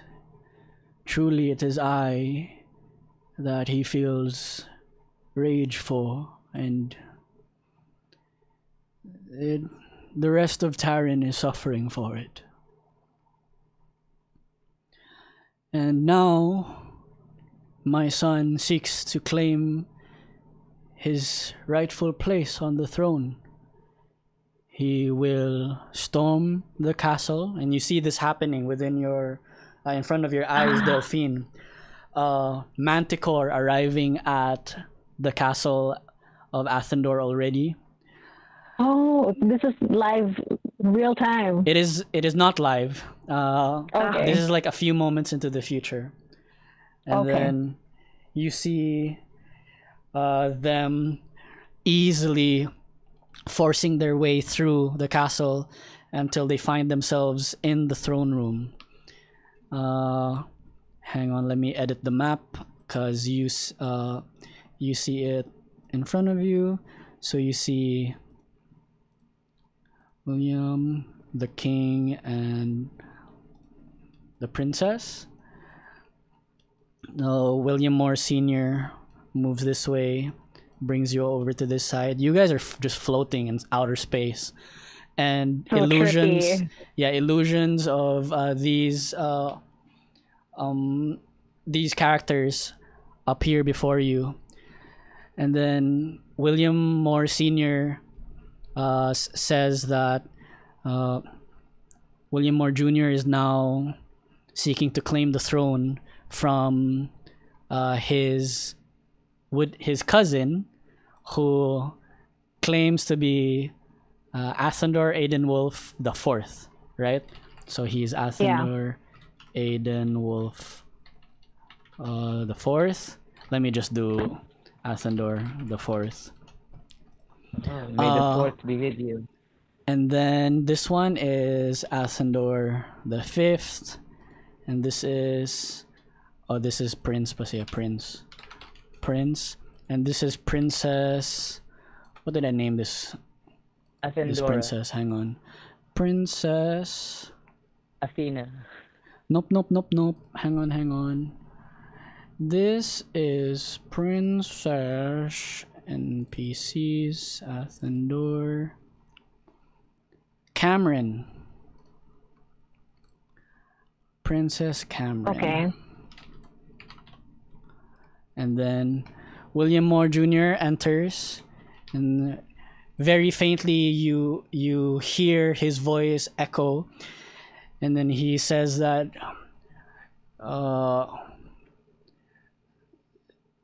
sitting on that throne is a false king. I am the true Athendor Aidenwolf the Fourth. Your father stole the throne from mine, and I seek to reclaim it. That is what he says. And you see him raise his hand to cast a spell, and the illusion poofs and fades away. There must be something we can do. And then Senior tells you, yes, there is. And there is still time for you and your band of heroes to storm after my son and his followers. And I do have to say that although his cause is fueled by rage and wrath, he is not entirely wrong.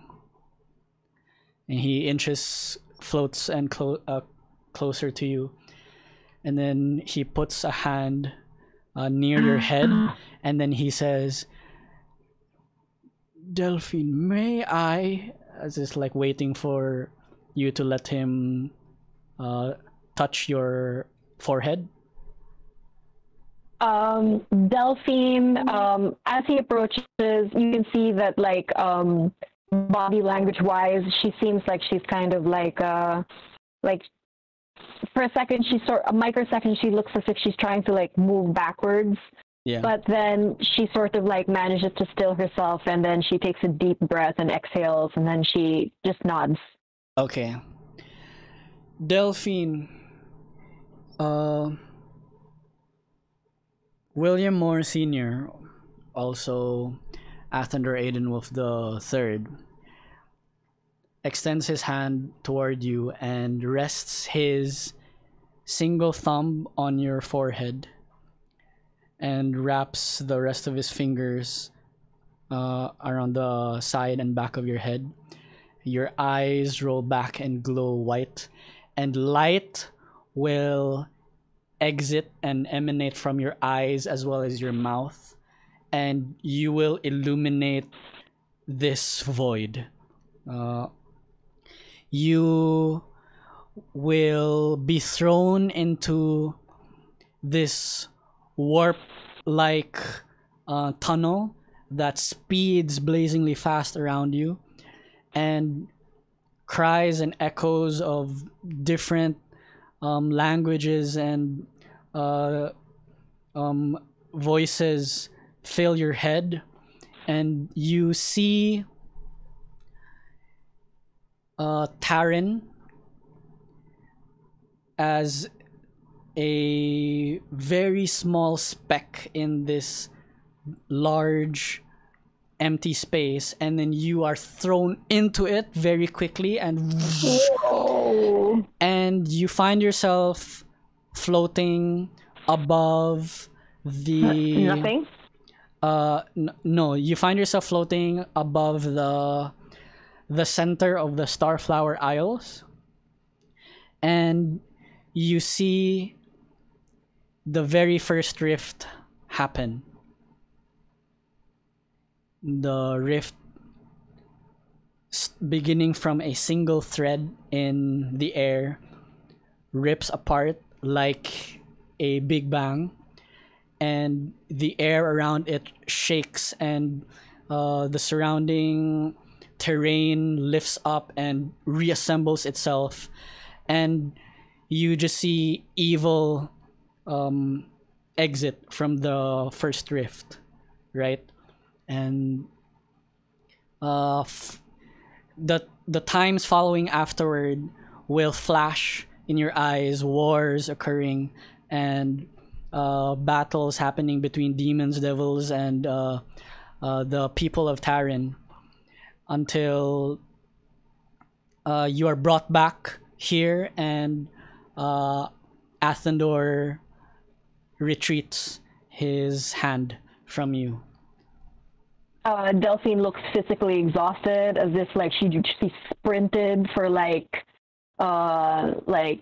longer, and she's not the most physical. She looks really exhausted, and she's perspiring from like carrying that whole vision in her head. Yeah.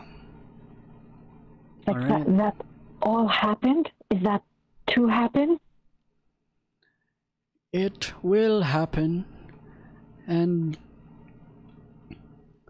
although my son's dream of a stronger Taryn could help us fight this force of evil to come, I should believe there is a better way.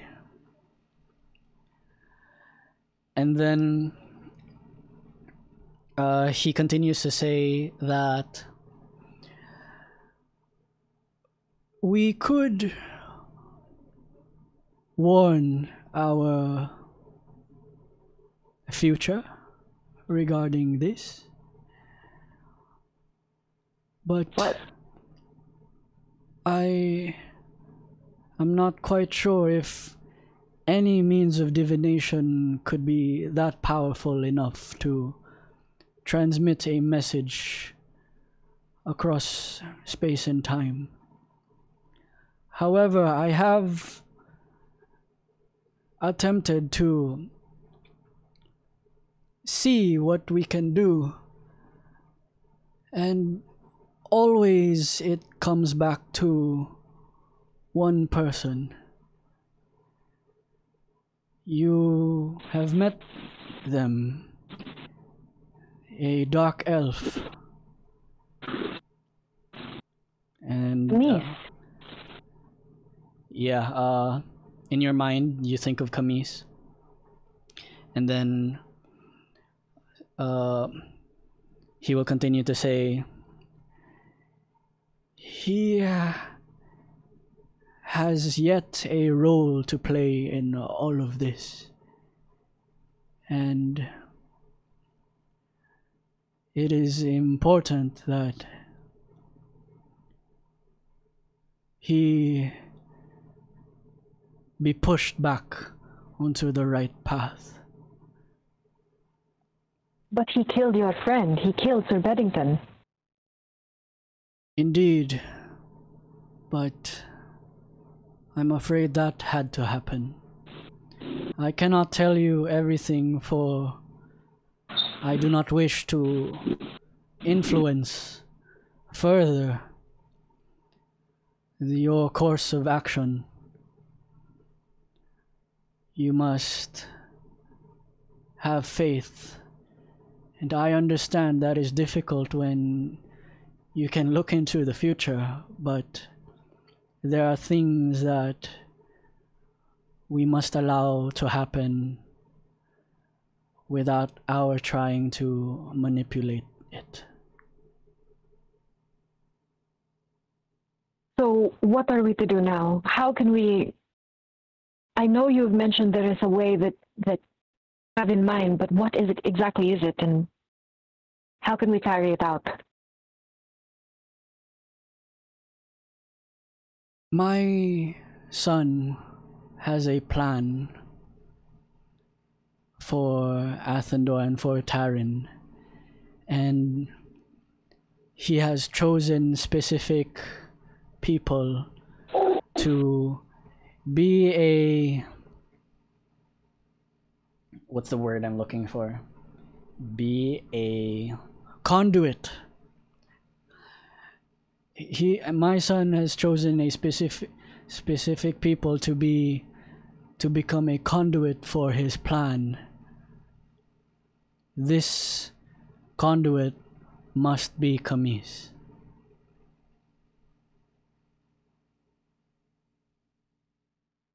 So we must convince Camise to return to us?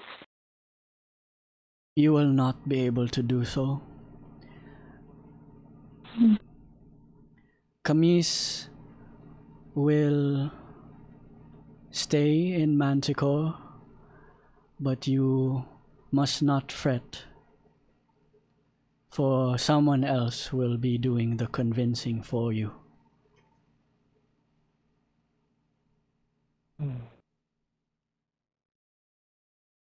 Okay.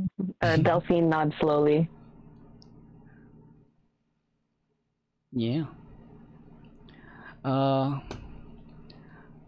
And then Athendor will turn around and he will float away, and then he will. Before Athendor, he turns around and she says, "Lord Aedenwolf, if I may, the gifts we have been given, we can pull back the veils of time and reality, draw pure raw magic from the ether. We've seen what the universe offers, and I can guarantee you the ones closest to you will be the best thing in it. It's never too late to ask forgiveness to write the future, Lord Aedenwolf." He will bow his head, and you will see him nod, and then he will say very quietly, "There have been times that I would have liked to apologize, but you see, Delphine," and he turns back to you again, "the burden of our school, of our practice, is sometimes when we want a certain future to occur for us, our loved ones, and for the world, there are sacrifices we have to take." And Delphine, you see in his eyes, they're watery, and a tear drops, but it doesn't drop, it just floats in outer space.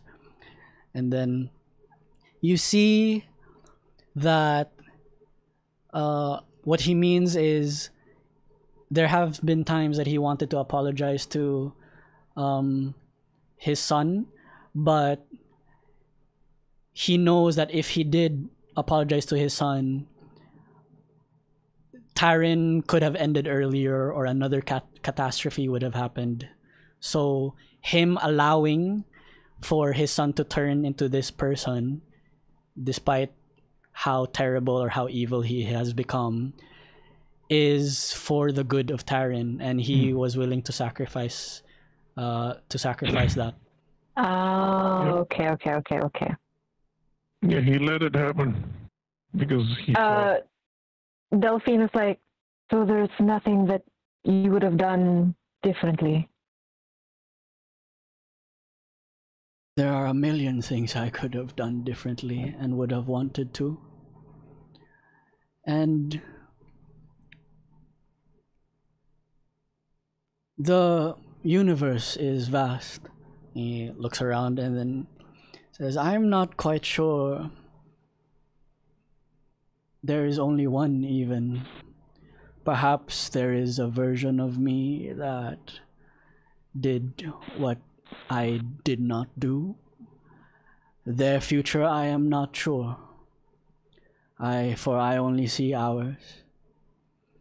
We, as powerful as we are, Delphine, we are not gods. We are not great celestial beings.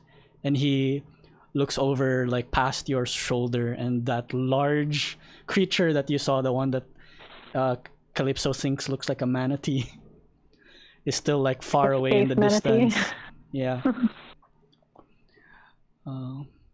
We are merely spectators here, and what we can manipulate is very, very small compared to the vastness of everything.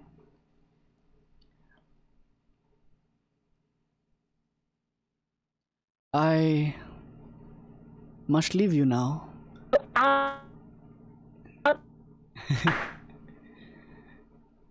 Torpedo. Yeah, you're choppy, Hello? Sean.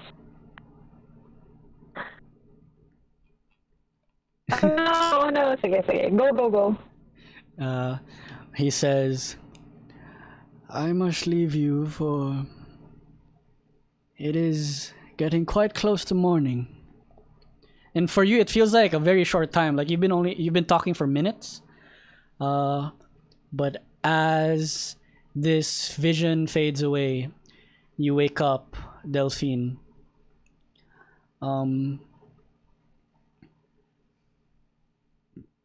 You start to remember that you are on a bed, and you feel that behind your back as you float down and sink, and you awaken in the barracks, surrounded by your party. That's it. Before that, everyone, please give yourselves 4 clover leaves each. Hello, kita mga clover leaves, uy. Lo. Hello ka. Is this a sign? Is this Yeah. Things to come. I don't like this. Hello? Hello? Oh no! Can you hear me? Yep. Yeah. Just got 4 leaves. No. Okay. What time is it? You woke up. It's morning. For you, it was a Okay. few short minutes. You feel like, but when the vision ends, you slept through the night and you're well rested, rejuvenated, and Okay. it is the morning. Delphine will wake up. She moves and makes sure that she doesn't wake up Calypso, who I think is sleeping beside her. No. Calypso, Delphine, love team na jud ni oy. Thank you. And then she will just walk over to bedside table and pour herself a glass of water. She doesn't wake anyone up, and she just kind of like waits for everyone to get up because she feels like Ano? or she still needs to like soak up the information. So she'll just wait for everyone to get up. Calypso sleeps standing up. Yeah. Oh, Yeah. Yeah. She's half horseman. Okay. They sleep Oh, standing. really? Yeah, they have a stay apparatus. They sleep standing. Horses. Oh, I really thought they sleep like this though. No, they sleep standing. Delphine be like, I got some Delphine's tea. to getting spill." ready to spill the tea. Buang yung tea, DJ. Mo. All right. Who else? Slowly stirring the rest of the party. You guys wake up. Well rested. Well, some of you, but I'm always awake. fair enough. All right. Oh my She just God. went, ah. Yeah, when Get you guys away. wake up, it's like, okay, so you guys are up.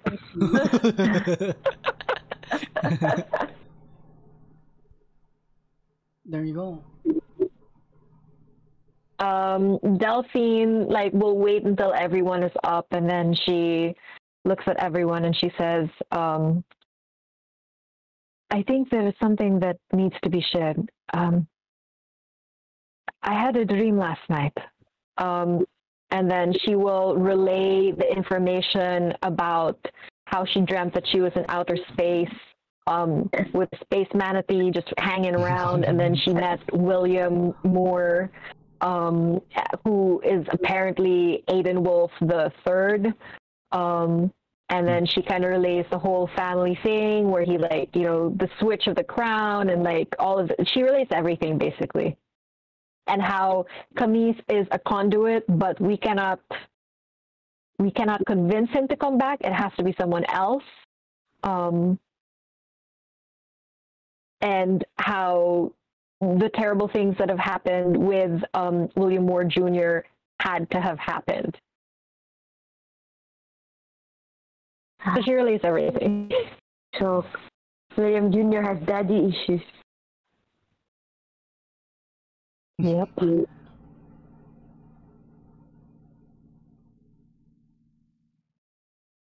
All right.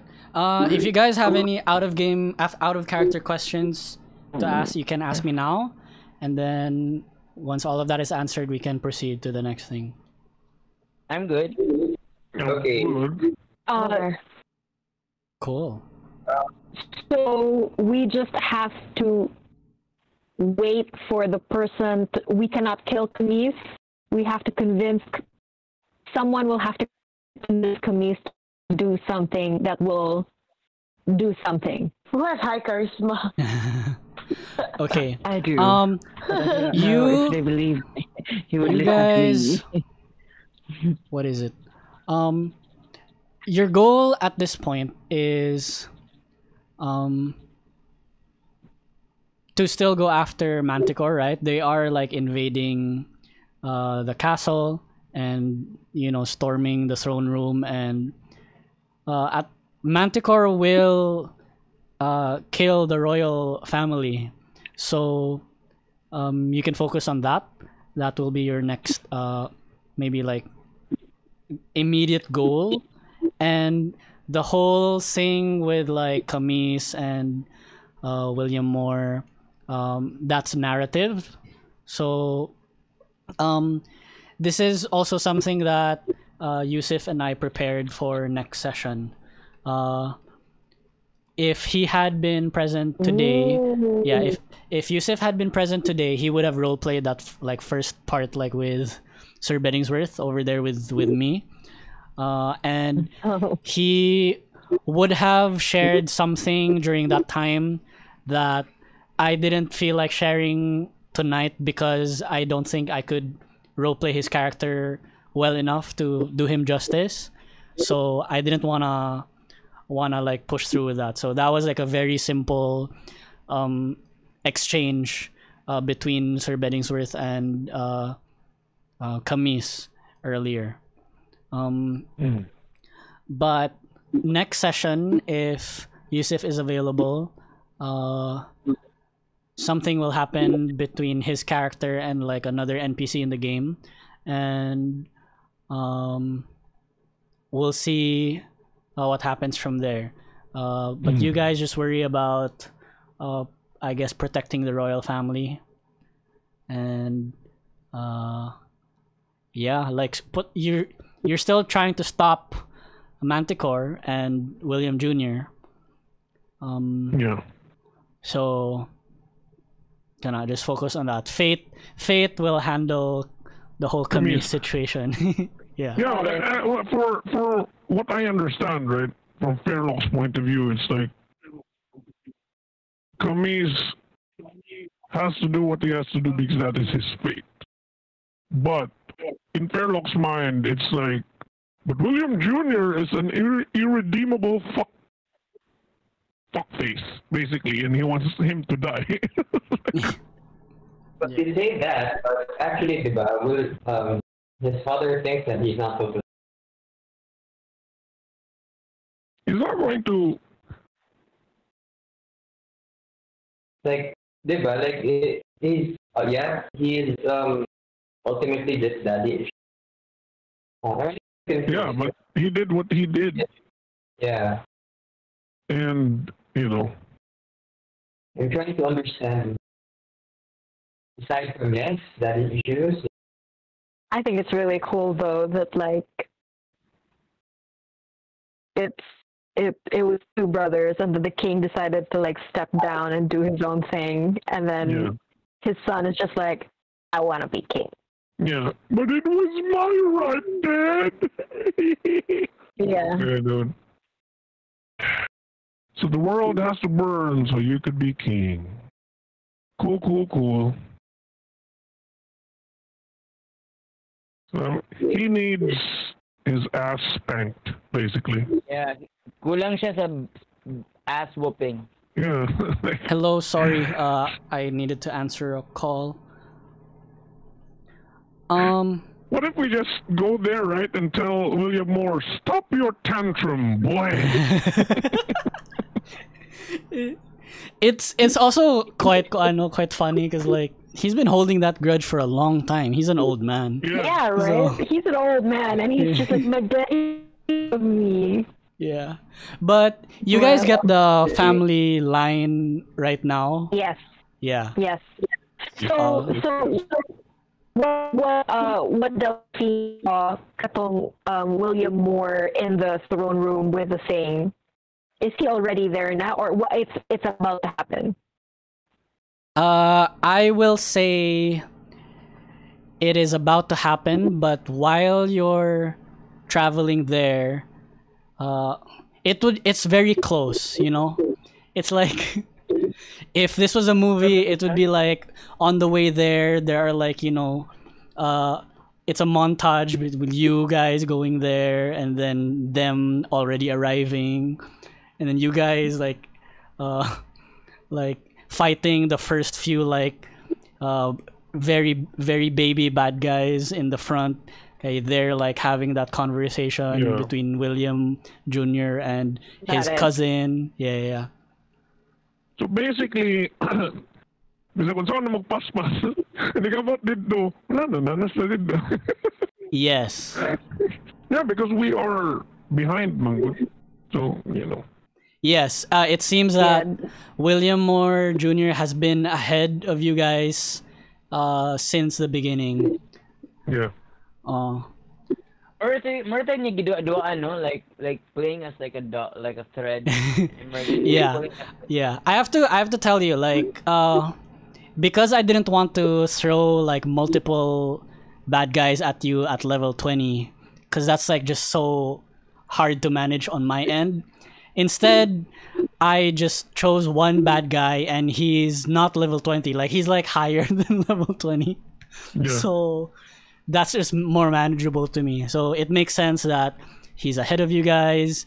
He's like pretty powerful, you know. So, kana. Yeah. So Okay. yeah, your next steps are to go to the castle. You will arrive at the front gate, and you can enter. But that would mean Manticore has already infiltrated, and you guys are lagging behind. Not by a lot, by a little bit. They're like having monologues and like, you know, family reunion drama, whatever. So that's what's happening. Ano man ka, Daddy? That's not daddy, it's basically cousin. Cousin, yeah, cousin it's his. Delphine will basically look at everyone and she says, I don't think we have very much time. We'll need to leave almost immediately in order to catch up and make sure this doesn't happen Wait, Yep. I have a thingy though. If we're familiar with the area already, I have a teleport spell. We can teleport 8 people.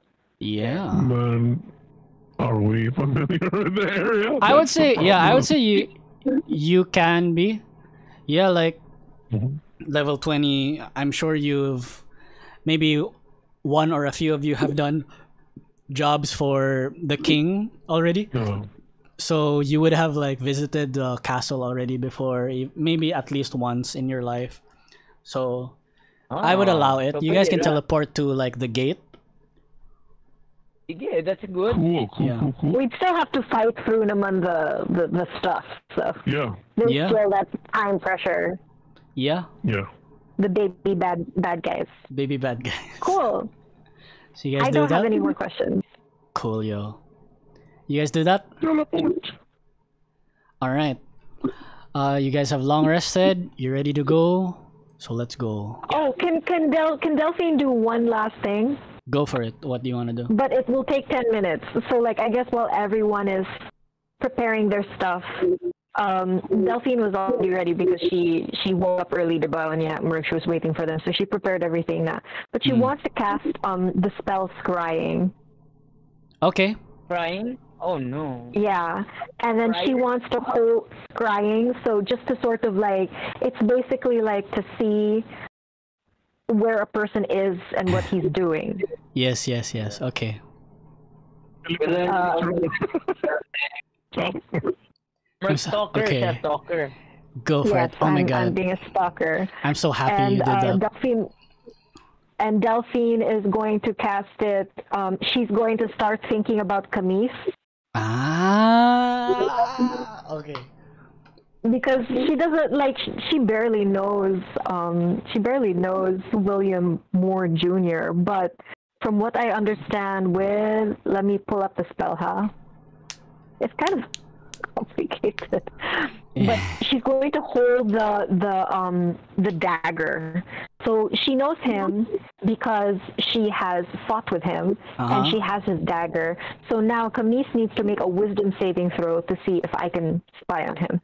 Got it. Okay, Camise. And so the save modifier, he needs to make a wisdom saving throw so I can see and hear a particular creature that I choose is on the same plane of existence as me.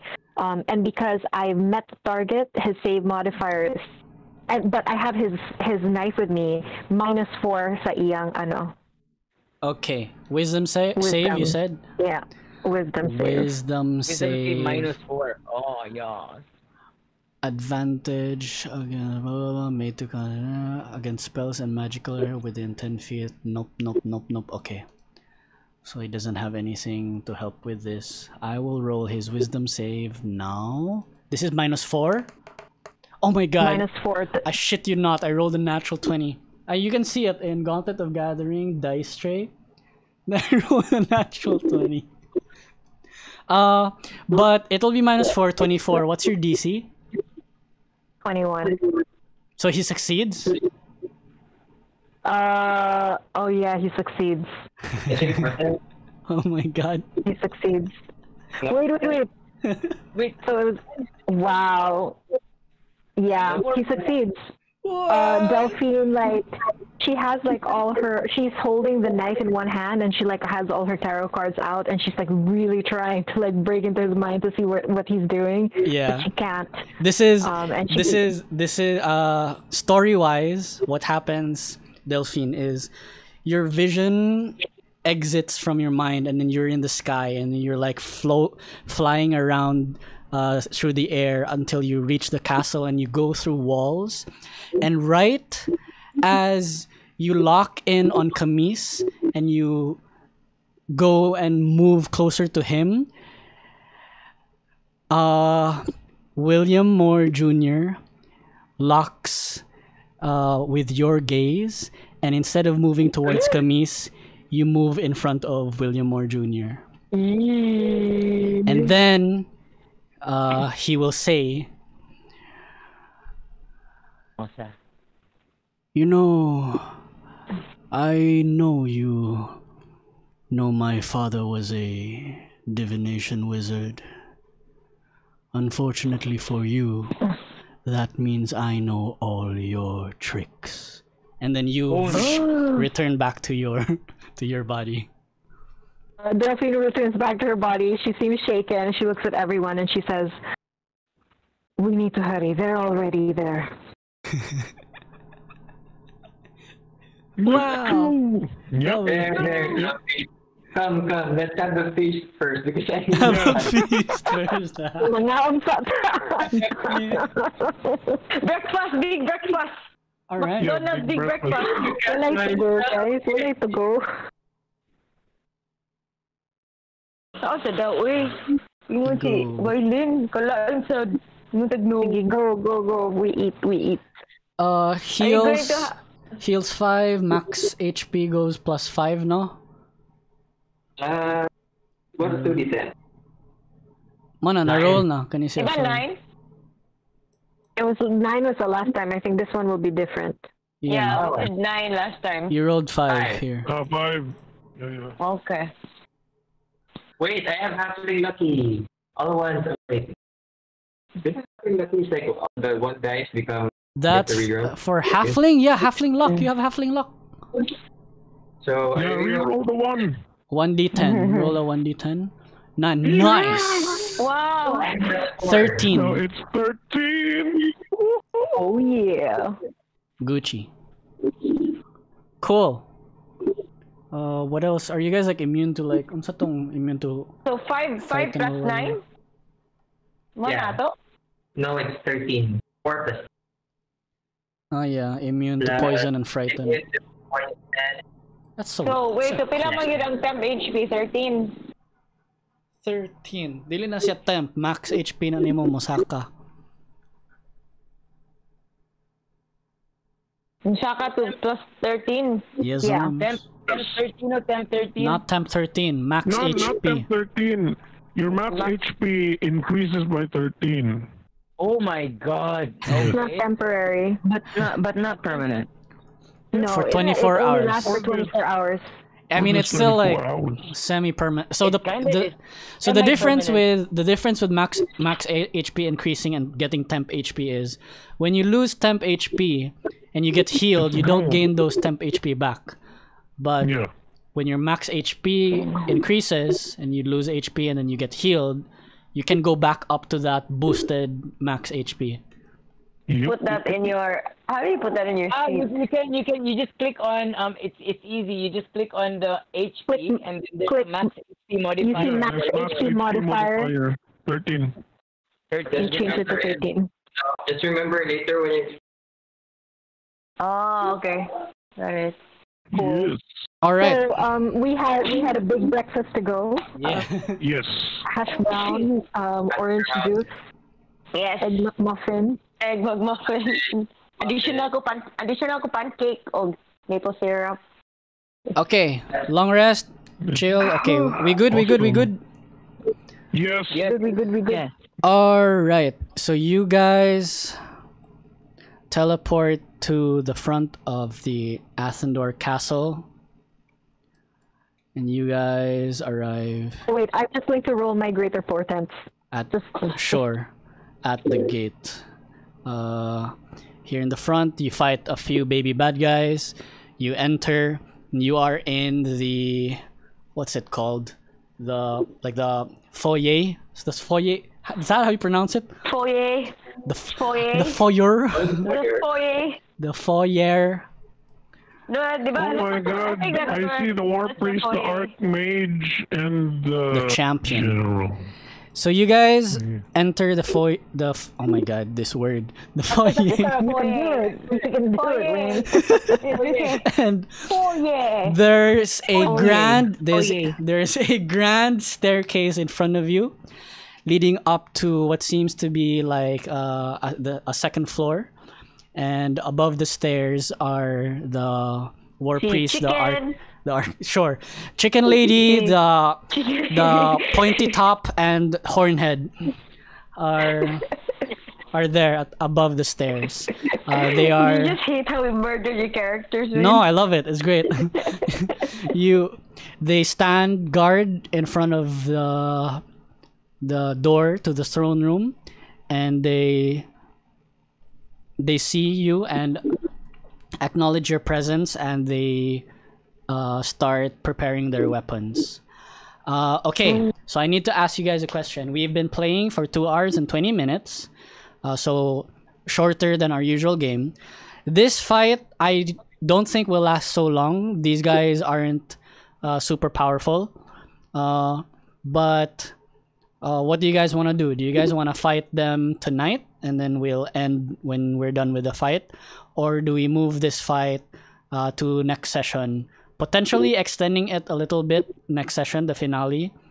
Or what do you guys want to do? I'm cool tonight. Okay. Well, we can fight now.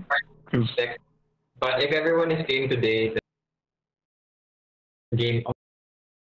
Yeah. Okay. Okay, cool. See. Yeah, these guys aren't super tough. But they're not said like Something's gonna happen, man. Why do you keep saying that? they're not the same as the guys from first session where you can one shot them. So but you know, They're general, so I don't think there's that. yeah, they're kind of all right. I think So we kill us. before we can have you guys roll initiative now, and then we'll take a break. Maybe we'll resume at 12 midnight. Is that okay? Yeah, sure. That's like Alright. 10 minutes. Okay. Cool. I'll make coffee and try starting to fall asleep after game. Alrighty. Let's roll initiative first. Okay. No. No. Yes, I have 12. I have advantage.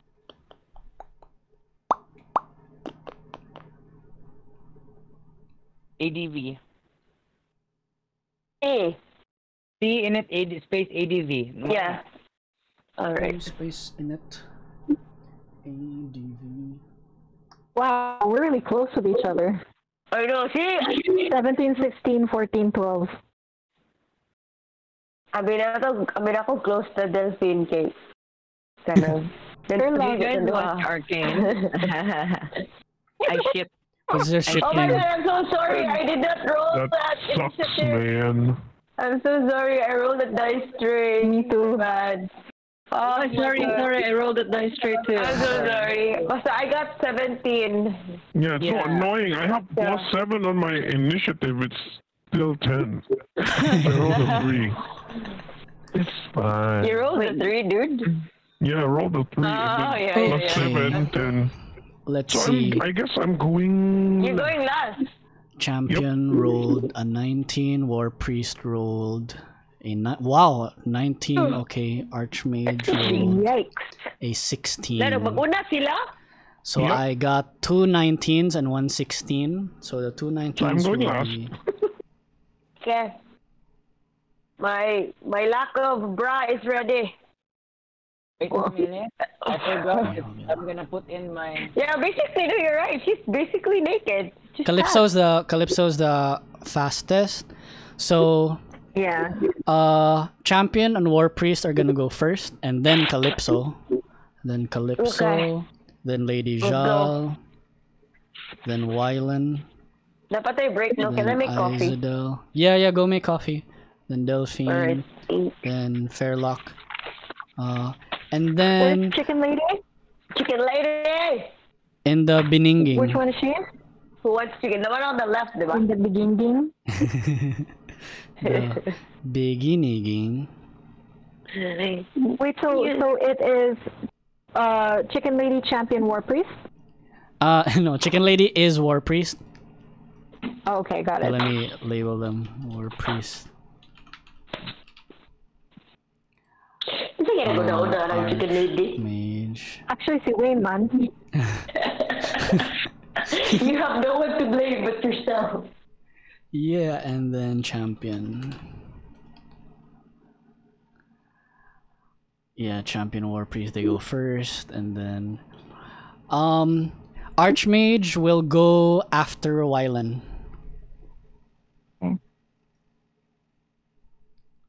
Alright, yeah, let's take a break. Let's resume 12:05. Alright. Huh?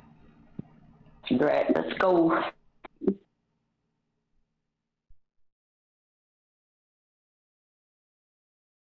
Oh. You guys still there?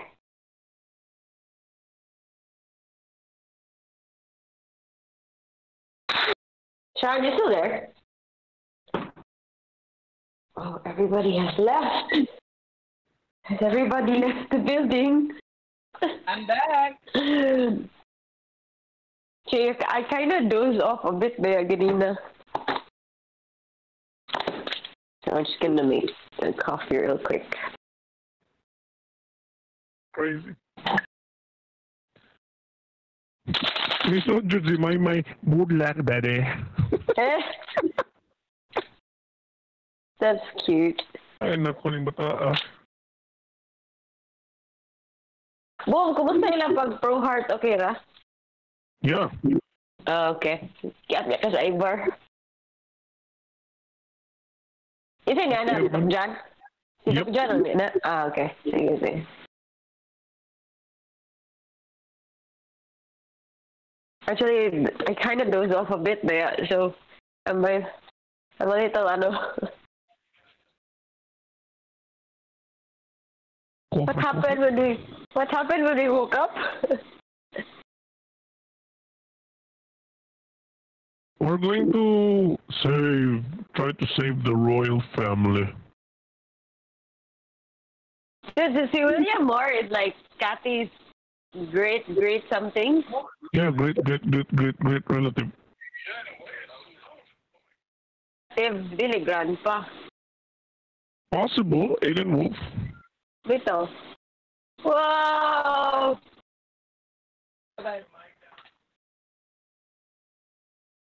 Relative siguro do kay imo mang mama no. Aiden Wolfman, di ba mo na yung... Wait. Yeah, Alright, mom. yun ng mom. Your mom. Wait, do we have some we can do prior to the we can prepare something or no more preparing?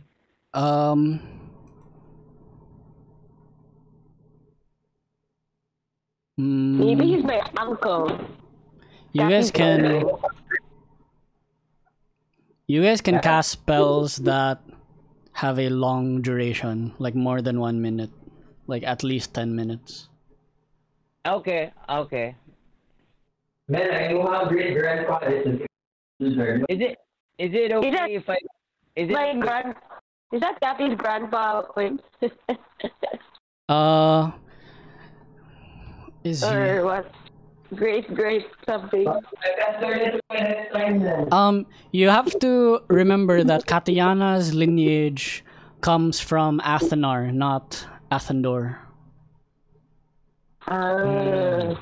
So Relative niya. Relative. yeah, But the other kingdom, not not Athendor. Yeah. So Athena, the princess in Lost Crown, her lineage is this one, Athendor. And Katiana is Athenar. So you guys, Katiana and Athena Alright, are your cousins. yeah, but like fairly distant cousins already. Like like it's hard to trace, na ba? Right? Like how you guys are related. Right. Okay. But yeah, Alright, because like Katiana's mom's last name is Aiden Wolf. So can I cast the globe of invulnerability using the staff of power thingy? Sure. Globe of Apparently, invulnerability. I can click now on the D&D Beyond. I think it attaches to the dice. Where does chicken late? Kula lagi ning isa ka Kula lagi ning isa ka player sa initiative. Diba tulo sila? Archmage goes after Wylan. Mr. Wyland? Yes.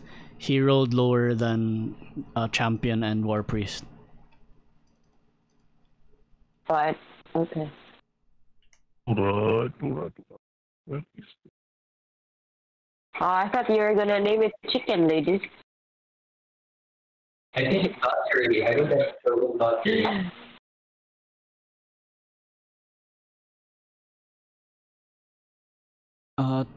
Technically, Archmage should go like before Lady Jal, but I'm still following the like half, like, you know, in between the half of the party.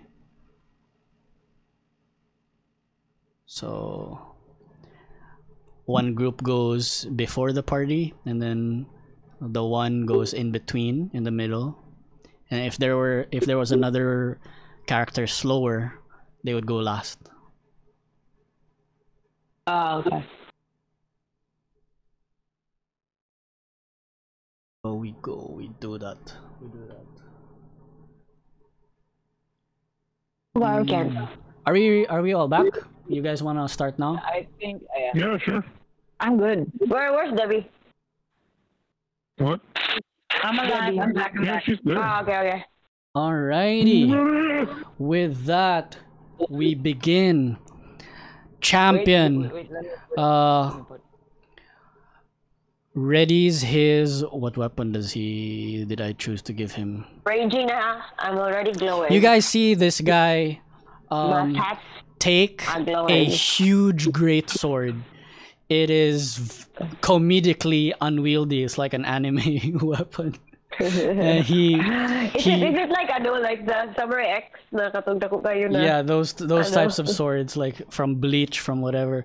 He raises it over his head, jumps from the second floor, landing like at the bottom of the stairs. Yeah, no, he doesn't kneel. He just like squats, and the marble almost cracks underneath his feet. And actually, let me add the grid because I forgot to add that. So he appears there. So he came from here, so that's 5. Wait, what? 5, 10, 15, 20, 25. Boom. And then 30. Actually, no, he's gonna stay back there. And then champion is going to ready an attack. Just wait. Okay, so he's ready. Wait. Readied. So what I read it, guys, is the globe of invulnerability. Okay. War priest is going to fly I thought that was his attack to us. and is going And to then globally fly 20. No, that's mine. No, this would be 40. No, 30 No, feet. No spell Up. can. 30 up. And then we'll cast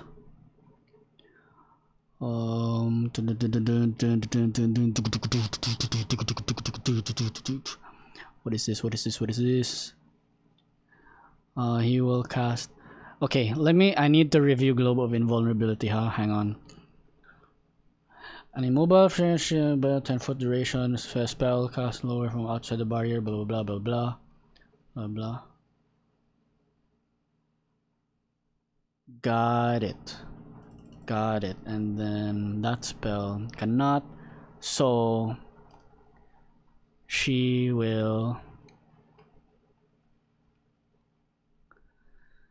Ooh, do I want to do this? I don't want to be mean. This is supposed to be an easy fight for you guys, so we'll do that. Bye. See, I told you. There is a modus. She will ready in action also. Ready. And then that's it. That's their turn. Calypso, you are up. Lady Jal on deck. Wait, I need to look at something. Hold on. Look at something. Yes. Sila gari ni I have a question. Yes. After this fight, Bob, Yes. when we go inside those doors, we obviously we're not long resting, right? Nope. You have not. Nope. No. Okay. So Yeah, I was gonna ask that. keep that in mind. Okay. Cantrips it is. Cantrips. All right. 50. Hold on. Let me count. Then huwag ka akong order.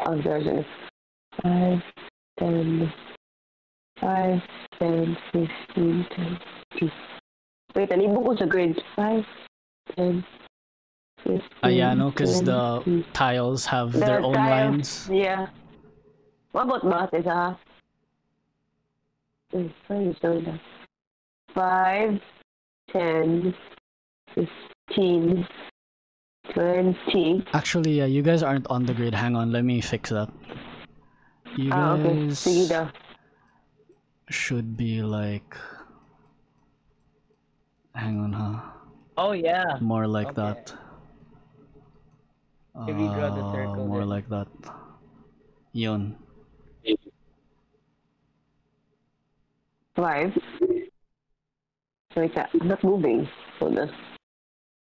5, 10. Oh wait, I can go sideways, right? Mm-hmm. Diagonal, you can. Wait. Okay. What the hell? Yeah. 5, 10, 15, 20, 25, 30, 35. What? Where are you going? Okay. Why? Hang on.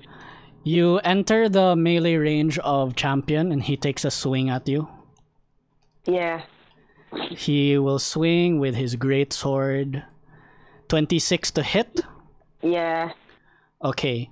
Please take 12 slashing damage and 8 slashing damage. So 12 plus 8 is 20 slashing damage. Half. Half because you're raging. Yeah. 10. So 10. You take 10 damage. Okay. And then you are stuck there beside him because he has Sentinel. Sentinel. Oh, so I go back? You don't go forward. Like after he hits you, he immobilizes you a little bit and you're stuck there beside him. And then he just shouts like, "Not past me." You shall not pass. Yeah, basically says that. Hang on. So nawala na yung ready action, okay, react man siya. Am I right? Pero mo na yung ready action, no? Sentinel. Yeah, that.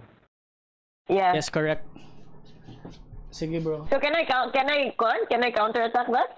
No. How would you counter attack that? What? Can I counter attack? Nope. How can you? Oh, wala bitaw. How can you So counter attack? Calypso, you just moved. You still have your actions. You can attack him. You can hit him. You can hit him. So just attack. Just Yeah. attack. See, I'll just attack him. Go for it. Go to town. Bro. Is it good? Go to town. What am I doing?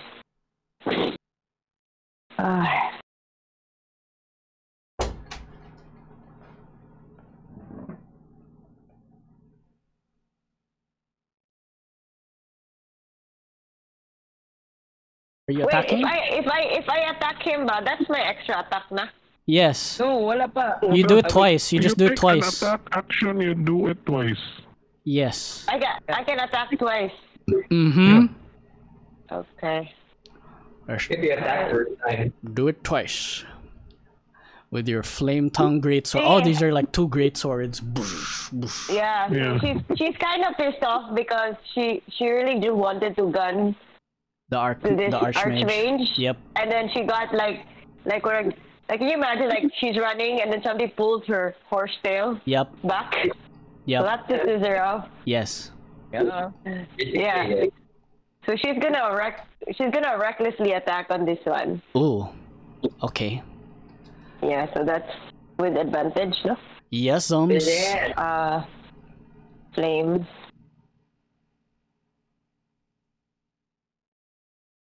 $27 to hit. Ooh, yes, that will hit. Yeah, 15 damage. Taken. 15 I have a damage. question. When I do the second attack, is it still with advantage? Yes. Yes. Okay. That's 15 plus 4 because you're raging, no? Yes, 15. 19. Do that again with advantage. 18 to hit will miss, I believe. Oh, Yeah. actually, nope, you do not miss. 18 hit. Yes, 14 plus is 18, so 18 so plus 18. plus 19 is 39, I believe. Am I right? 15. 37, yeah.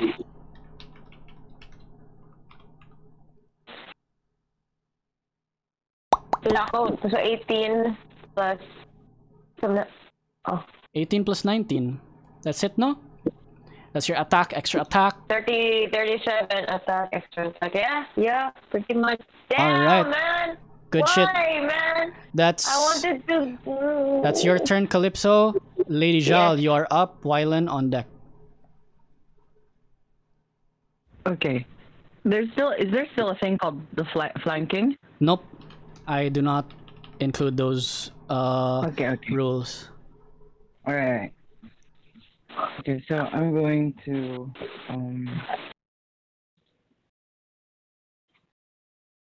first move forward, stay diagonal, I guess, Diagonally. yes, quite. And then, great sword fight. So I'm gonna get my Holy Avenger great sword. Dude, I'm not about to back out in mine is the largest of the three. Oh my gosh, it's like a cockfight. Great sword fight. So Wow. I'm gonna attack with my great sword, with my Holy Avenger. My great sword is big. 24 to attack. Yes. Oh my god, wow. 35 damage. It's crazy. And I will smite with Of course. Of course you do. smite level 2, Okay. second level. So that's So how do I add again? 2d8, right? It's like 1d8, Lady 2d8. Jal.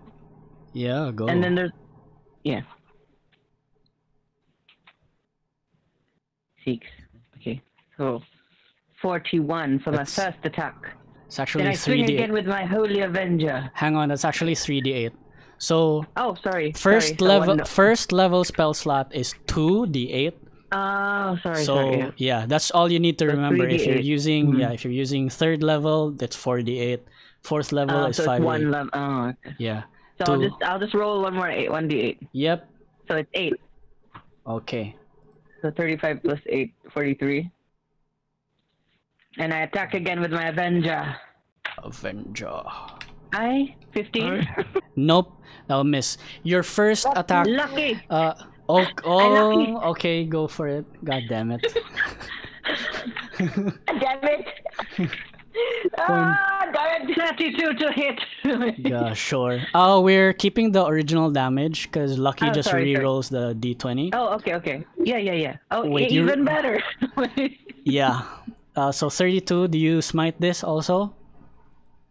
Quick reminder that we still have big boy to go. I know.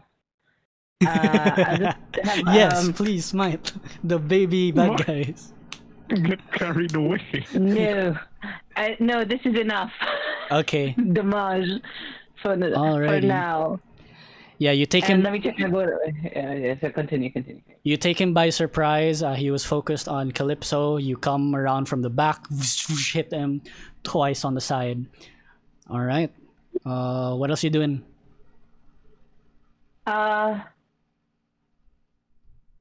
No, not yet. No, I shouldn't. I can't. I can only use the channel divinity once, right, for long rest. I think so. Yeah. Okay. Never mind. Yes, that is my turn. Alright. Lady Jal's done. Wylan, you are up. Hello. Can you guys hear me? Mm-hmm. Okay. Here you are. So, Wylan, you know that chicken lady is flying? Yes. Flying. Yes. Yes. Okay. How high? 30 feet up in the air. I see. Okay. So, well, at that, I'm not going to cast any now. Okay. So, Wylan is going to turn into another elemental. So, he steps forward, and then suddenly, Wylan is engulfed in flames until Whoa. his body is like just pure flames. Whoa. And- You're large? Yeah. Or huge? Wait, hold on. Fire elemental is large. So Bigger? 2 by 2. Same 2 by 2. as the dragon. This one. Si Lugan. Yep. Yeah. Yep. All right. Go to squeeze in. Excuse me. So nice. Wylan is so nice. Thank you. Hello. Aww, coming through. And then he has a multi attack and a touch. First, he's going to touch. That is, I'm going to type that out. Hold on, let me see. If That this looks is- like the ano from Spider-Man. Katong elementals from Spider-Man. Katong elementals, ganito sa Spider-Man. Fire, di ba? Ayaw sa kay wapo kita. No, not the new one, the old one ba? Katong gihimo atong illusion thing from the techie guy. Mysterio. Yeah. So, that's an 18 because of my Ion Stone, Who are you poking? Who are you touching? the Archmage, because I can't reach the chicken lady. You can do it. Do I have anything for that? I don't wanna. Okay. 9 damage. And then, as the target or creature symbol, it ignites, and the creature.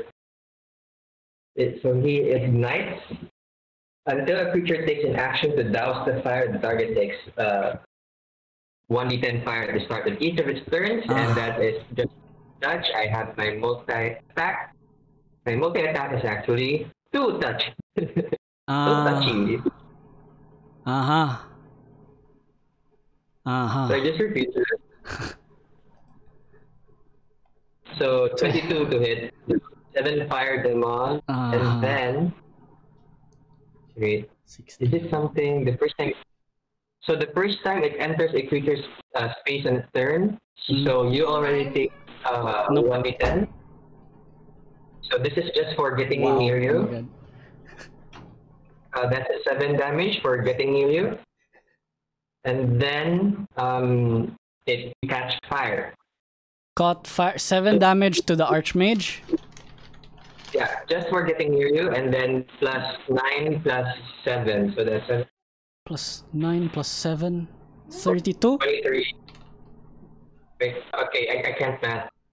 Yeah, 32 plus 105 damage. And that ends my. Sakto ako mas gikan sa 16 plus 9 plus 7. Yeah. Got it. Wait, bakit 16? Wait. 16. Ako nag-calculate na 16 plus 9 plus 7 is 32. Correct. Yeah. Correct. Sorry, like, hang on. Okay, pause.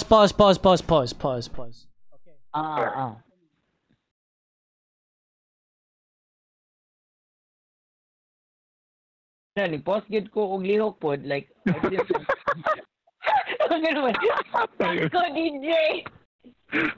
Kaon ko ni after niya, gutom mo na. Wala ko sa student niyo post. Paano yan? Oh, no. No. Pause, ha? Red light? Green light? Green light.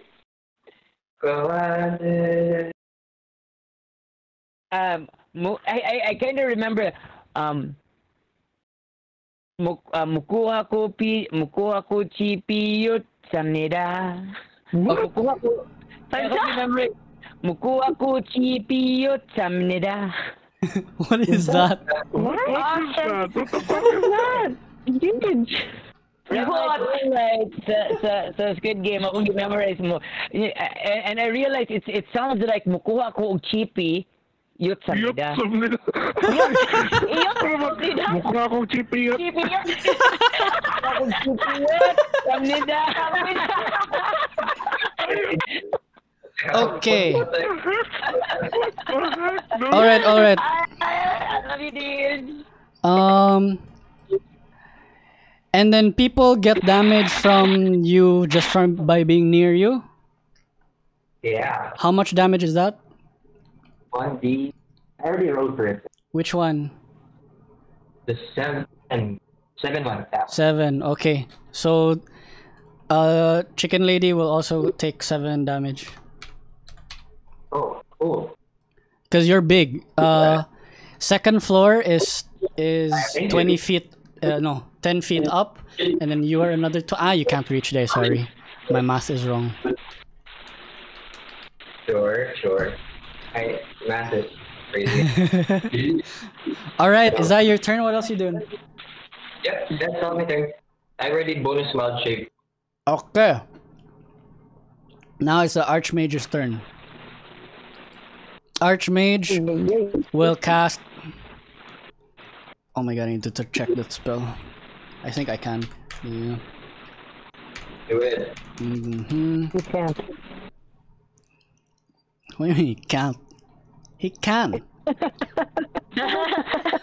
He will cast Disintegrate on the Globe of Invulnerability. Oh, A beam of green energy will zap from his finger, and it will engulf the Globe of Invulnerability. It will crack and then dissipate. The Globe of Invulnerability is gone. My globe is gone. With that, it triggers the readied action that the War Priest prepared, and it will cast a. It will cast a what is this called? Flame Strike. A vertical column of divine fire roars down from the heavens in a location you specify. A creature in a 10-foot radius.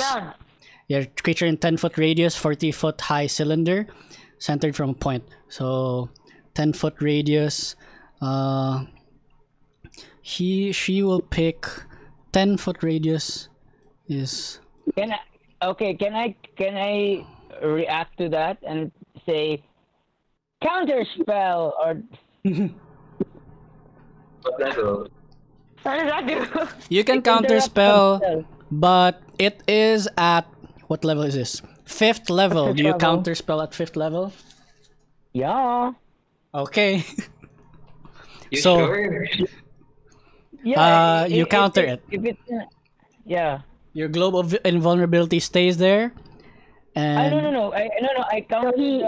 He countered the flame strike. oh right. The Flame Okay, Strike. got it. The Globe of Invulnerability is gone. Flame Strike What does level is the what level is the flame strike? 5th level. Fifth level. Okay, that's still good. Very good. That's no Mhm. problem. Yeah. No problem. Okay. You don't want to counter That's the what kinds of global. spell slots are. I mean, that's work, yeah. I mean, he's got what's the name? Meta magic. I got meta magic. I so- can revive that. Archmage did his one action to cast the spell. What else you doing, Archmage? He will. We'll take 1d10. He will what? We'll take 1d10 because he didn't take the action 2. That was the fire. Sure. He will take it. It's a pesky flame. So pesky. 7, 39. Sure, let's go with 7. Taken. Oh, was this not the roll? Whoa. What is Roll I'm again. so confused. Oh. Sige, go roll again na lang. Still 7. Me, dude. Wait, is this lagi siya 7 lagi? 7 lagi. Is that really it? Is that all he what? Okay, he's gonna move away. Yeah, sure. But you're still on fire, just so you know. Yeah, Okay, he's but- okay. Let me write that down. On fire. I'm still on fire. Yeah. He's fire. Archmages on He's fire. gonna move 5, 10. Why opportunity attack ato, no? It should have. And then he's gonna float 20 feet up. 20 up. Oh my god. Sigo, you have attack of opportunity, you can. Yes, I'm going to touch it.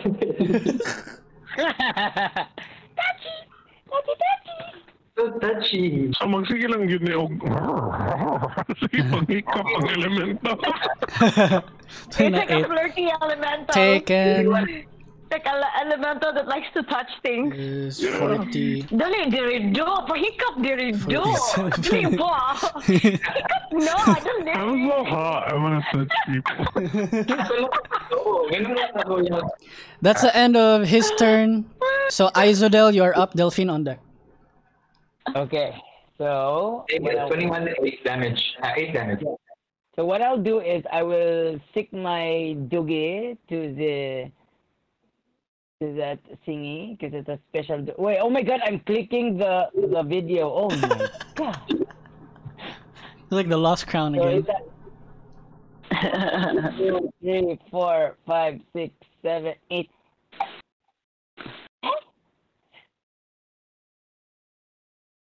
It can go, yeah, because it's a shadow thingy, so it can go through and fly and just go directly to the nearest enemy. It can fly? And, no. It goes through.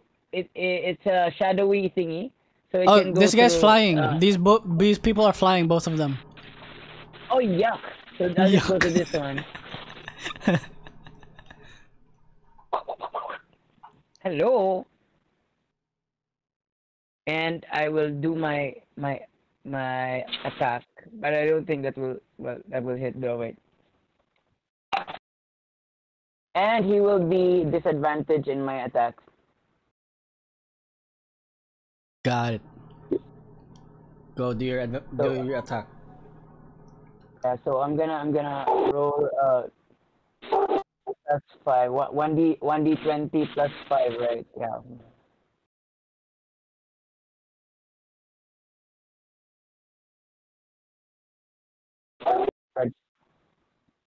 Nice tray. Okay, there you go.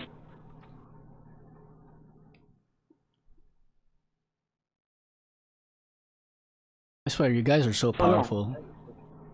How do I do roll R? 1d20. R space. Space. R space. Space between the R and the 1.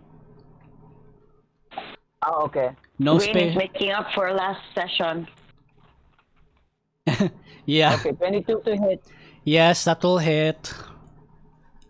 So it 2d6 plus 3. So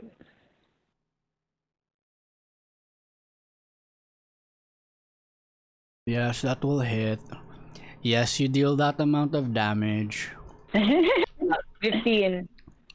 Taken 127. He's bloodied. Okay, so he's bloodied, and he's a disadvantage on my spell. So I will just cast the lance on that one. Lance of Lethargy.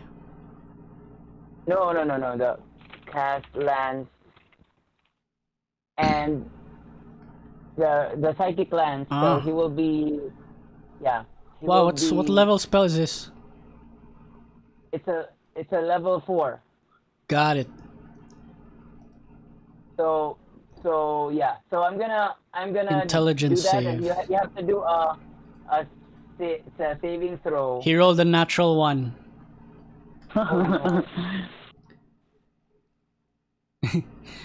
He no damage big brain. is 23. What happens? So that's 23. 23 damage. 23. Crazy. Yeah, and then he is incapacitated for 2 rounds. And meta magic healing spell on which on the archmage. Wait, so Red Dude is incapacitated for 2 rounds? Yeah. What the fuck? Okay. So what does that mean? He can't attack? He can't act. Yeah. He can't do an action for 2 rounds. Is it right? Am I right? That's incapacitated, right? Incapacitated, can't take actions or reactions. You're my bitch now, bitch! Sentinel me? Good idea! And then meta magic, yeah. Yeah. So and then Bet you wish you didn't sentinel me now, bitch! on that flying archmage, so attack. What happens when two people have sentinels? Wait, nothing. Then no one can leave the room. or should I make another roll? Make a twin spell. Yeah. Because you twin, I actually don't know the real rules of this, but let's just stick to the original roll for now. Okay, Yeah. so you need to do an int save again, But not with disadvantage this save. time, right? No, it is because of my shard. If I target someone with my meta magic, the person I hit with the meta magic is disadvantaged with a saving throw. Sure. Okay. 7 fails. She takes 23. And incapacitated for 2 rounds as well. Why? Because you're my bitch! 23. And that's my turn. Incapacitated. Grabe planning, DJ. That's Thanks, ridiculous. DJ. Love you. Mama.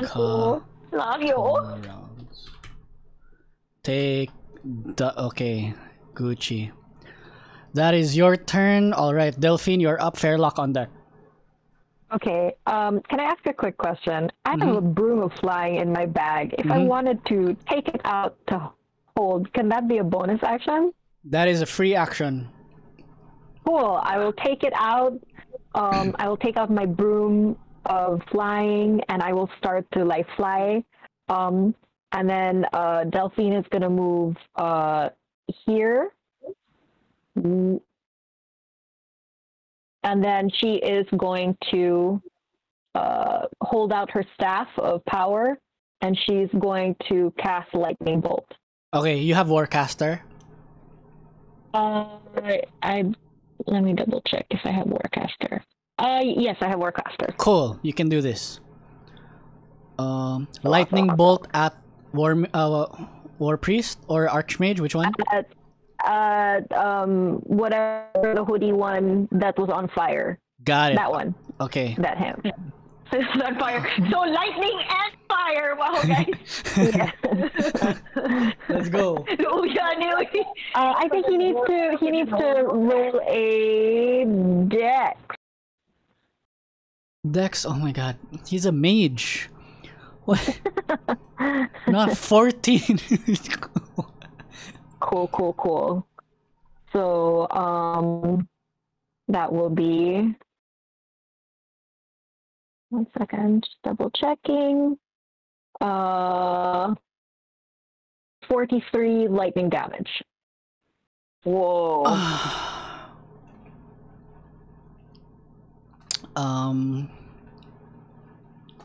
Okay.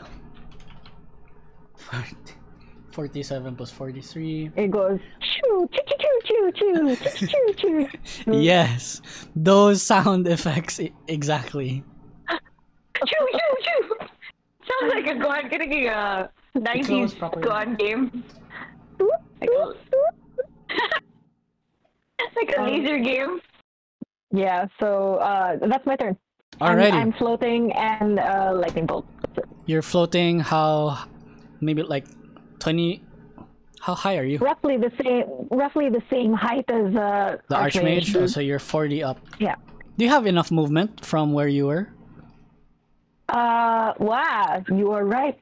Let me see. I Where- was so 5, 10. No, it's Isn't okay. the one on- It's The one on alright. the We book just gives you extra movement. need to calculate diagonal. It's okay. It's okay. You can do it. It's fine. Cool. Stay there. Alrighty. That is your turn, Delphine. Fairlock, you are up. I have to remove my. Okay, so I will. Can I move here to the side? Or closed off me? Can you what? I think that's a wall, Boom. Can I move to the side, or is this closed off? These Is are this a walls. wall? These are walls. Yeah. Yeah, It's a I think that's a small- wall. Oh, So more Yeah. I see. So I It's a can't hall. move. I'll stay here. And we're just flying. All right. And I'm going to shoot the champion first. The chicken? 28 to hit. 39 damage. Oh, okay. 23 plus 39, 62 taken. Champion. Champion, I'm hitting sorry. the champion. Yeah. Buck. Is he still fine? Champion is at 189. He's pretty bloodied. He's still alive. 23 to hit, 38 damage. Oh my friggin' 189 plus 30. That's awesome, man. 38. 227. How do you wanna kill him? 2 fire arrows in the head, 1 for each eye. Oh jeez. Alright. Yeah, this guy is done. Like these just the long sword, the great sword fight, and then the shadow wolf coming from the back biting his ass, and you just see that opening whoosh, whoosh, to straight into the eyes, right through the helmet holes, and he falls to the ground dead. All right. And Chicken's not dead. yeah, so Fairlock tries Oh, it's to not. Oh, it's not chicken that's dead. I thought it was chicken. shout at the Archmage and says, "Where do you think you're going?" That's it. Oh no, I rolled natural 1, that misses. And then the last attack, 25 to hit, 37 damage. Oh, Boom. You get boom. 37 damage. That's so crazy. 90 plus 37 brings him up to 127? 127. He is almost about to pee his pants. Just fire, Yeah, I end my lightning, turn. arrows. All right. With that, let's take a minute. You guys plan while I finish this ice cream that's melting in my hand. Okay. Guys, would you want to have another person in my wonderful slot of my mirror? What? Isobel wants to just trap another poor soul in his mirror. Maybe the mage is pretty good. I really feel like that Okay, what are you item. doing? Are you collecting? That item is for evil characters. I don't think. I really think that we are just witnessing a villain's origin story. I really do. I know what Isadel's excuse is. I'm morally ambiguous. But you know what? It's just a mage. It's not unique. I'd rather have a chicken lady. Wait, I have a quick question. So, Chicken Lady and Archmage are both flying? Yes. Yeah. All right. So Calypso, I think the only option for you here is your javelin. Yeah. Yeah. Hit him with the javelin. Does he fall down? Chicken Lady has like these glowing celestial like wings, and the Archmage is just flying with his arcane power. Wait, I have a question. If I go up the stairs right next to Chicken Lady, would I be at range to be able to hit her with a sword? No. If you're 12, 10, no, you will not be in range. The stairs, when you climb up the stairs, you will be Still above it. you'll be 10 feet up. 50, actually 50. It is a high ceiling. You're in a castle. So yeah. Sure, I go up and I can hit Chicken Lady. Like if I stay beside Fireman. That's still second floor. You're still like 10 or 15 feet up, and Chicken Lady is 30 feet up. Man. Well, not much I can do now, man. Like Yeah. Oh my god. Grow wings and become a Pegasus centaur. Somebody lend me a pair of wings. All right, that's 1 minute. It is now their turn. Chicken Lady, I gotta stop calling her Chicken Lady. War Priest is going to see the down champion and will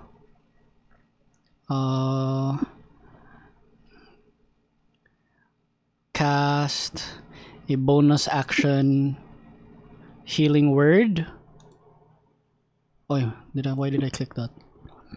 Healing word at his downed ally. Her downed ally. 1d4. Are you serious? See, who's the down ally? Si Penis Head? What? No, the champion. Dead naman, di ba? Not dead, he's down. Down, he's down. Unconscious. He has But he has one. 1 hit point now. No, but one healing word is what you roll plus the spell slot. Spellcasting ability modifier. Okay, which is 3, so 4. Oh my god, he has 4 4 hit HP. point. 4 hit points. He's like, ah! Look. At this point, I think the condition of the incapacitated goes away naman no kaya na down siya. Is that how that works?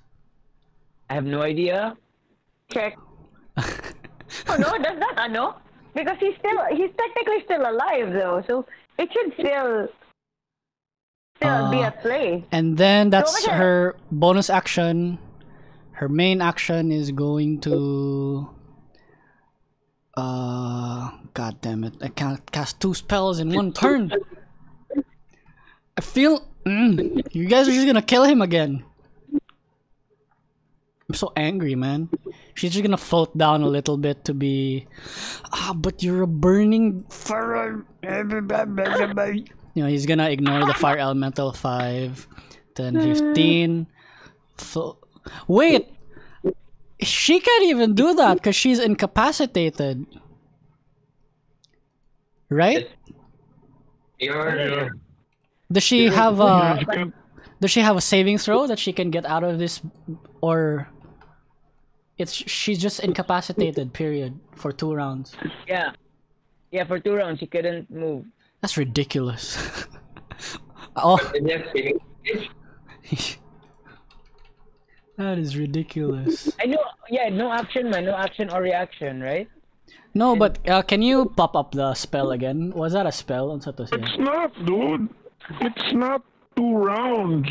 It says incapacitated until your next turn.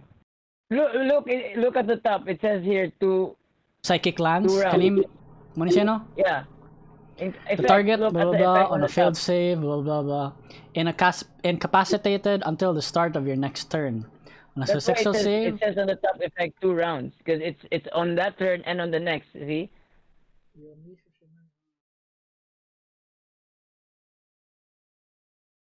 Di man mawang nasa SWAT good. There. Let's check 5E, right? Here, I popped it up. It's going to be different if you check it like this. You unleash your shimmering lance. Yeah, but why? Hang on. Hang on. Psychic Lance.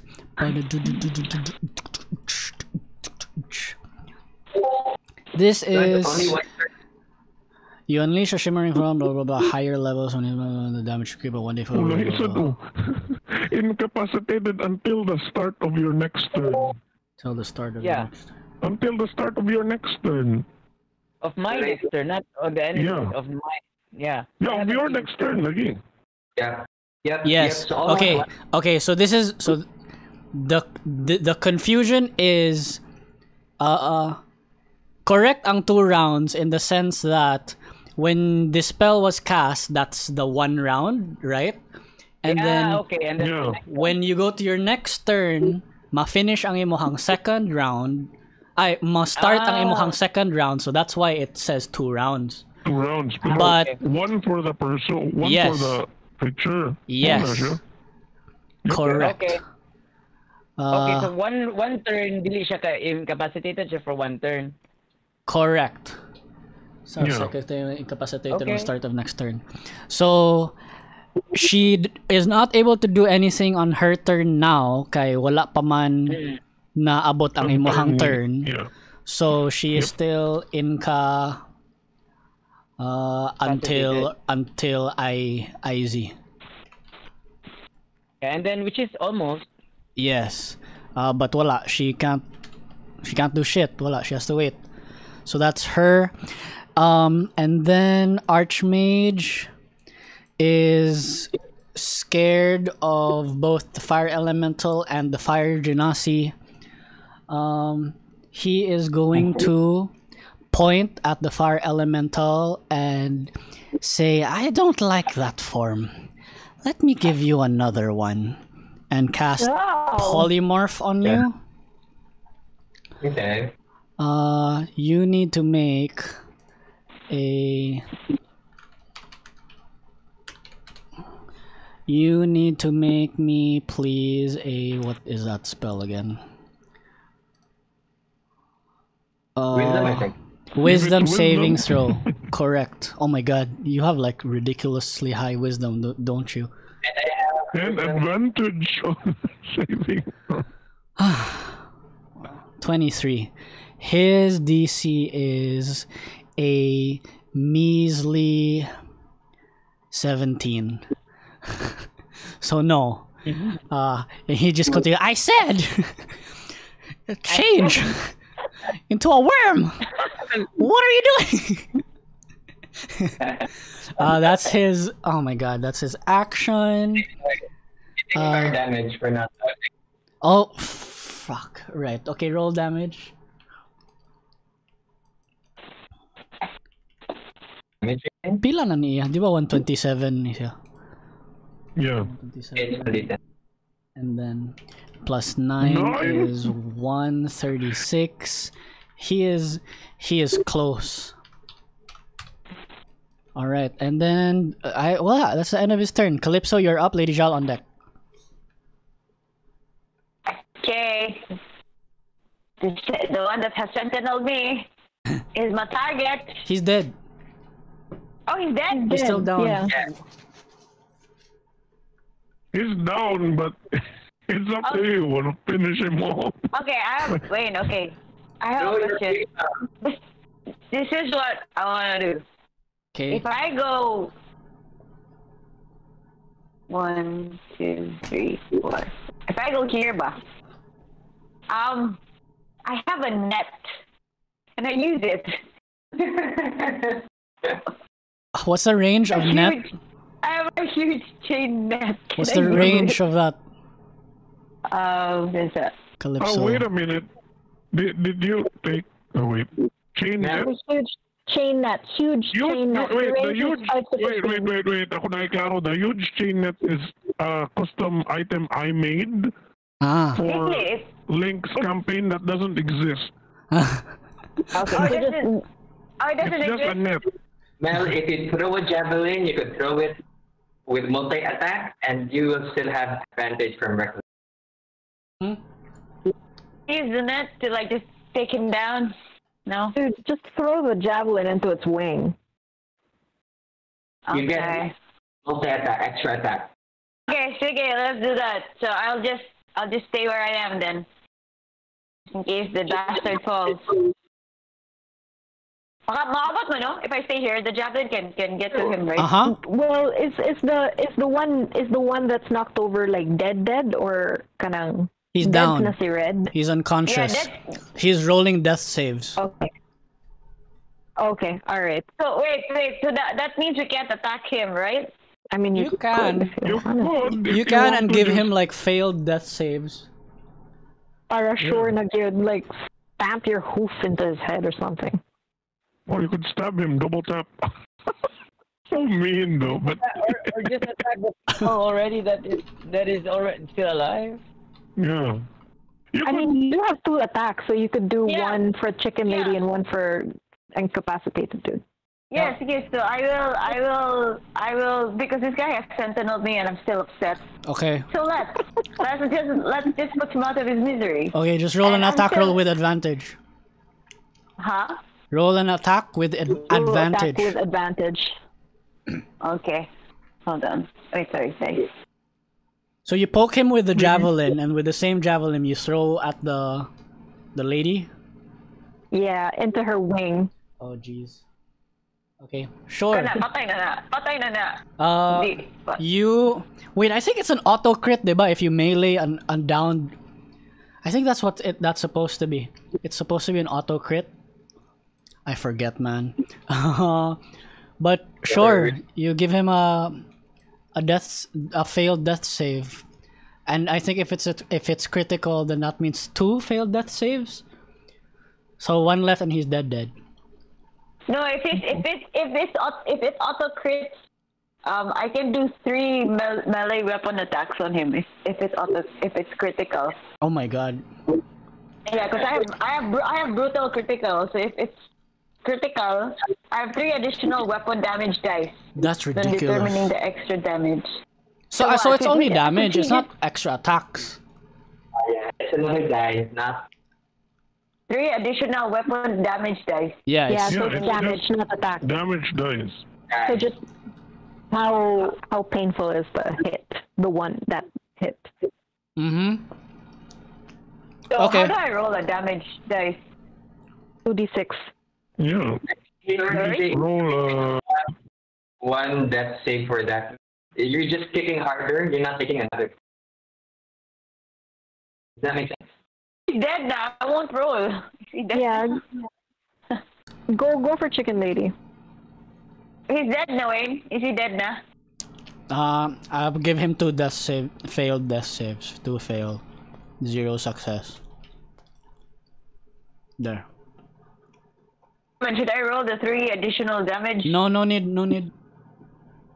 Okay, so then I will do the javelin one on Chicken Lady at Reckless. Uh-huh. Reckless. 23, yes. Damage 23, 21. hit. 20 plus 23. 4 is 25. So 25 plus 26. 23 is 26. 48. What 26? And then... And Okay. then I try... Wait, doesn't that have lightning damage? Set? Na add na. That is. Na naman. That is the lightning it's lightning damage. Yep. Okay. Na na. Alright. And then I'm aiming for her wing. Is that enough to like... Make her fall. I don't do called attacks, like I target the elbow so it drops the I don't do that. So no, cuz think about it. If I allow you guys to do that for your enemies, will you allow me to do that to you Can do that guys? to us too. Yeah. Yeah, that's true. That's You know? true. Yeah. okay.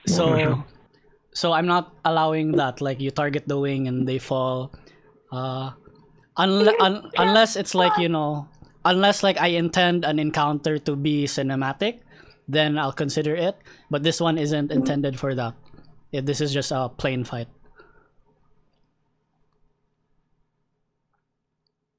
So there's no way to use this chain, yeah? I think you're done. You did your 2 attacks. You can move, you can bonus action. I can't, wait, I can't, right? Because I'm no longer Sentinel. Uh-huh. Man, but where? But where? They're both fucking flying! Sige, tapad na lang ko ni Kuan, ni Mr. Fireman. Okay. Won't you take damage from him?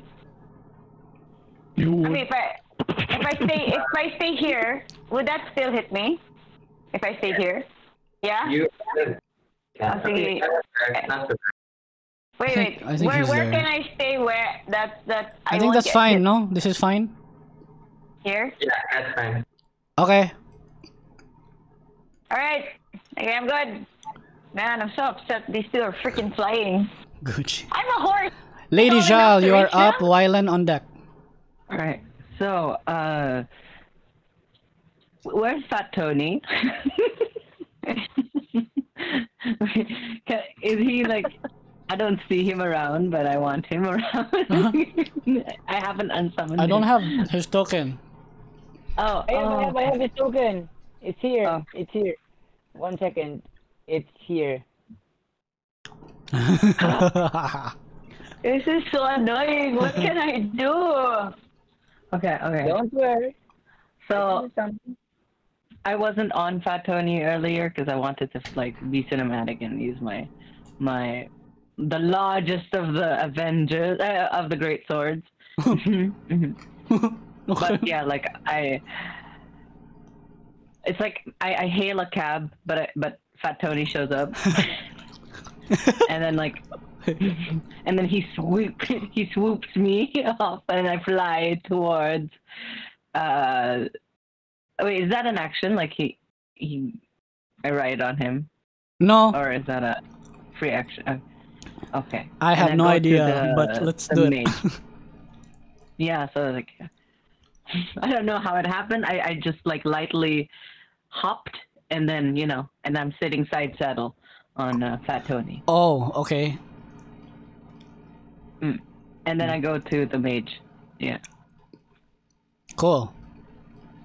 You can Uh, 5, where 10, is my- 15, 20, 25, 30. Yeah, you can make it to him. I think on Fat Tony. 10, Yeah. 15, 20, 20. How do I move? Both guys. There. Okay. All right. So yeah, and I'm still gonna use my trusty Holy Avenger. Gucci.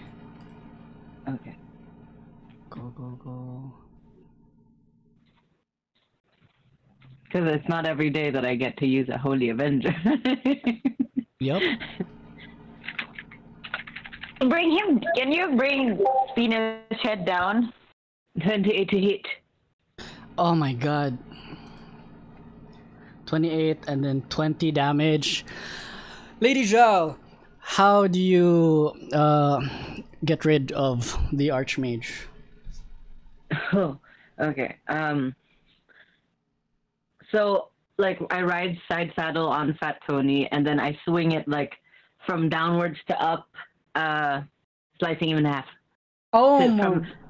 from the lower, from the from in between his legs to Mhm. the tip of his hat. Mm. Mm-mm. Okay. And then like a light, like a white like shoo, and then and then half of his body like slides down first. Mhm. Got it. Okay. Yes. Okay, do you have extra attack? Yes.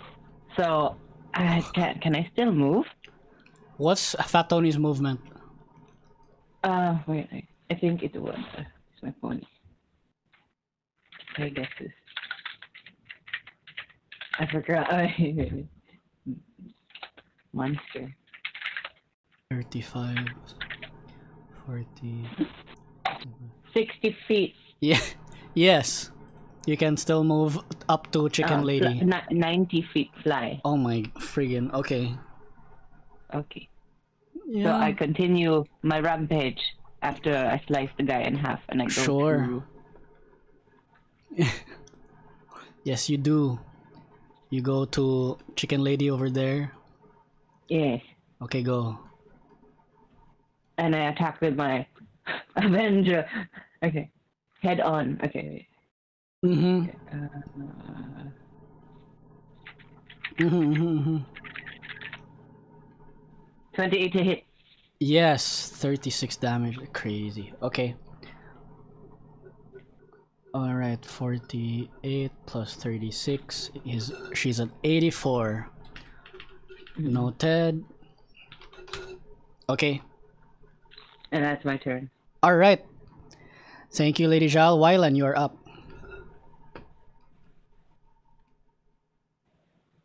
Right. So how high up is Chicken Lady? 30 feet up. 30 feet up. And where I'm at, how high is second floor? 15 feet. 1.5. Mm-hmm. So with your height, you have a reach of up to like a total of like 25. So very close. 5 more feet, and you would be able to reach her.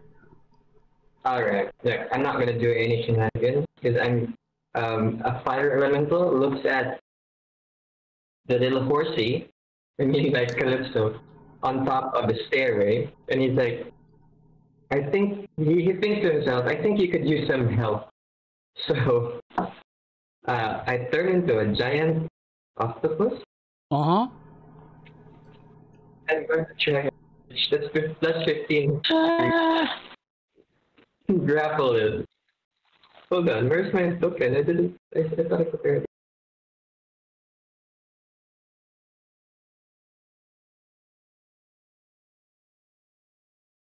Where is the token? I can make a token right away if you want. Got it.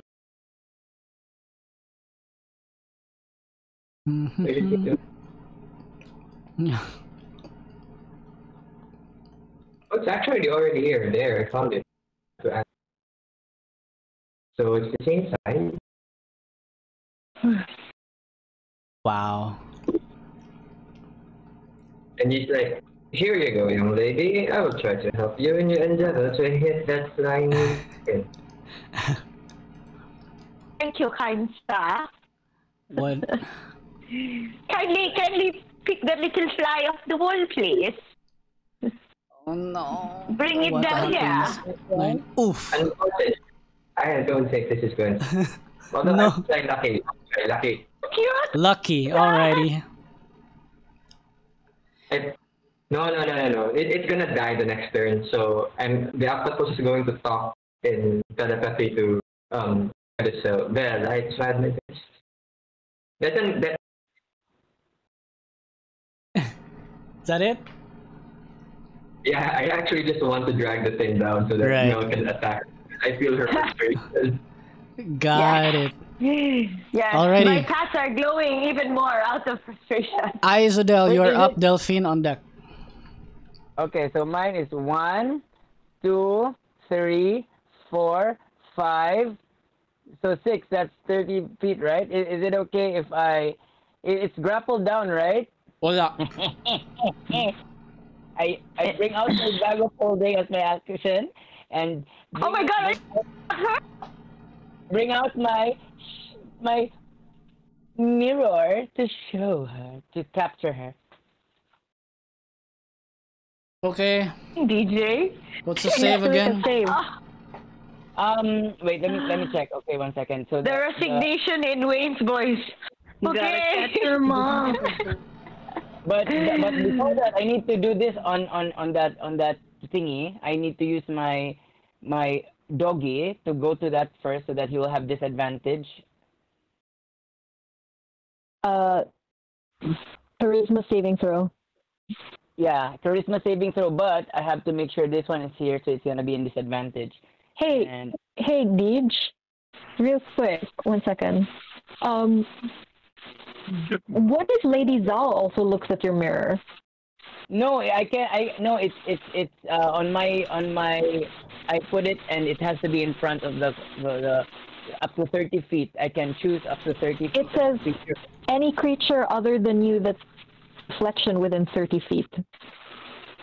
Wait, doesn't that include me? That sees its Wait, let me- reflection. in And the Octopus. Well, also. No, he's not looking. Aren't you going to hit all of us? No. I mean, like, Don't look. Wait, Don't look. what is that? What is that? Don't look. if the mirror is hanging on a vertical surface and you are 5 feet within it, you can use an action to speak it command word and Yeah, so I activate can use- it. Yeah. So if I'm 5. Where do you hang it? Vertical surface. Yeah. Varug. Vertical. Varug. Yeah, that's exactly how I got it also be Barog. So, Maybe his chest? so the Yeah, dragon, it could. the dragon could have possibly not have been captured. No. In the activated mirror within 30 feet of it must succeed on DC 15 charisma saving throw or be trapped along with anything it is wearing or carrying. The saving throw is made with advantage. The creature knows the mirror's nature. So you don't know the mirror's nature, right? Oh, Boom was talking about how the mirror is. Yeah. positioned Okay. when you use it. Hang on. So, how this could work for you is when you were home or somewhere safe, you hung it, you activated it, then you put a cloth over it, and then you take it to battle. Activated. Okay. Ang mga bago folding ko no. Yeah, naman akong bago folding. So the risk is when you take it out of your bag of holding and there are people around and they accidentally Yeah. look at the mirror. They get trapped. Yeah, it's not like a compact mirror. It's a 4-foot tall mirror. Yeah. So yeah, but Yeah. but it's not. I can carry it. It's just 50 pounds. I can carry 50 pounds. No, but it's Deej, you would be hitting us. No. If I'm within 5 feet of Okay, it, I okay. can capture it. Hang on. I'm going to give a pass on the dragon because you had time to like plan it out and shit. Cause like, Yeah. there was Because he really wanted a dragon. sure. I'll give that a pass. But now with this fight, I don't have time. We don't have time to argue about rules, and I want to move things along. So let's say you can't use the mirror right now without without risk of any of your other allies being Okay. trapped as well. Okay, I mean, okay, you can no do it worries. if you want to do it, but your allies are around. You're secret trap like a unicorn, an octopus, and a centaur. Okay, I won't do it then. I will just cast.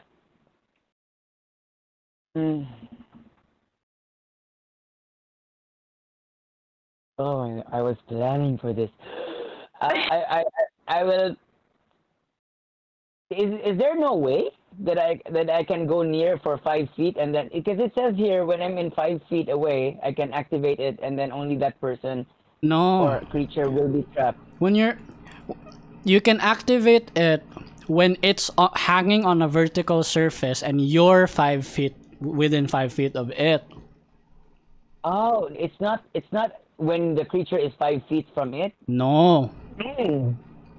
Oh, Any creature within 30 feet of it, madamay niya do. So wala siya control, Boom, kung kinsay mo tanaw sa mirror. any creature other than you that sees its reflection in the activity mirror will. Oh, So no. that includes your Yeah. allies. Yeah, Yeah. it's a 4-foot mirror, so it's not like a tiny one that you can hide. Hindi mo only one matatago. person. The moment it goes out and we're like, what's that? Isodel. Why is the dragon here? No, it's separate cells. It's like See, a personal cell. just do something it's okay. else for now, please. Okay, well, I will do something else. Yes. I'm casting na lang very simple attack so that maka-attack sila. Yeah. So I will just do. Give me 1 second. Guys, question about the Katong Heroes Feast. How long does it last? 24 hours. Ah, okay. Oh my god! I'm just gonna cast Eldritch Blast. Okay. Go for it. See, this is like part of high level play is like choice paralysis. 24 to hit. I rolled it in. Yes. Yes, And yes. roll damages. That hits, Is it rolls I'm damage. rolling- Oh. 1. Don't you have multiple beams? Yeah, that's the first one, and I will make 4 beams. Oh my god. Okay, go. 85. The next one is 22. That will hit. Roll damage. The damage is 8. Minus 8 plus 8. It's 93. So the next one is 22 again. Okay, taken. Roll damage. The damage is 6. 699. And then the last one is 33 to hit, Oh my okay. Damage and damage is 3. That's it. 3 is 102. Noted. GG. Perfect. And that's it. Alright, Delphine, you are up. Fairlock on deck. How bad is she looking? She's bloodied. She's been bloodied for a bit now. So in between the Archmage and the champion, she's the one like, in between their health. Okay. All right. I don't want to waste any. Waste your spells.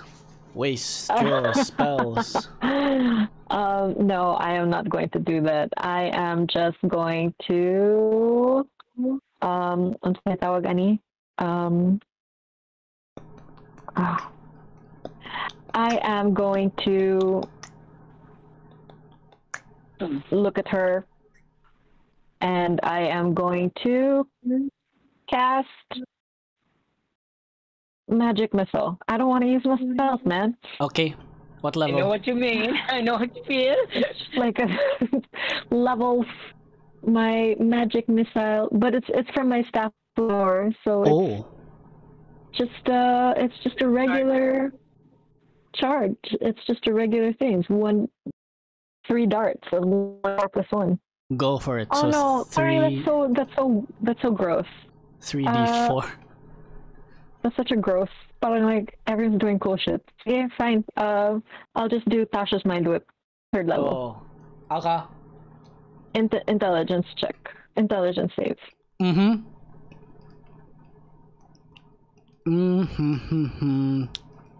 7. She gets 9.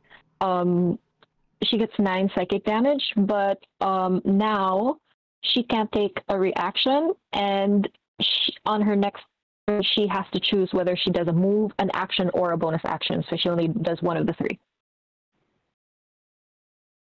So my incapacity is Move, gone. action, or Bonus. So she can only just do one thing. got it. That's it. Fairlock, you're up. How do you want to do this? I'm gonna shoot 25 to hit, 38 damage. Oh, okay. The DPS. 22 to hit, 37 damage from a second arrow. Okay. Third arrow, 31 to hit, 37 damage. Okay. Oh my god, this is And my awesome. last arrow, 29 to hit, 32. Okay. Bringing her up to 255 damage. Was that okay? Fairlock, how do you want to do this? So yeah, I will basically use 4 arrows, 1 in succession, and hit her all in her chest.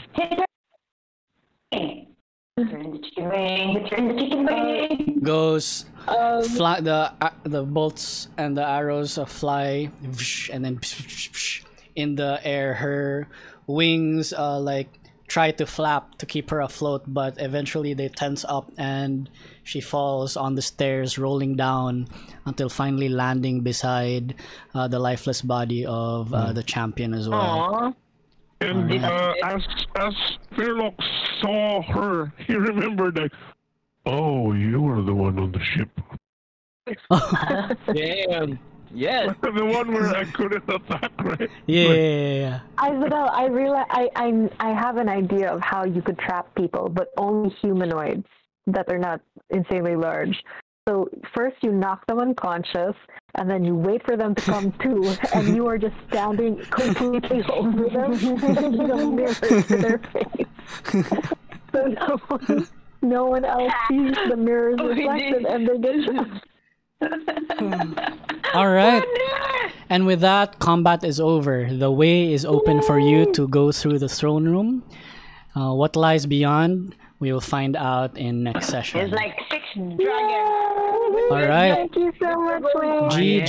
Next Thank session you. will be the finale. Next session will be the finale, and Man, it's gonna be a friggin- big one.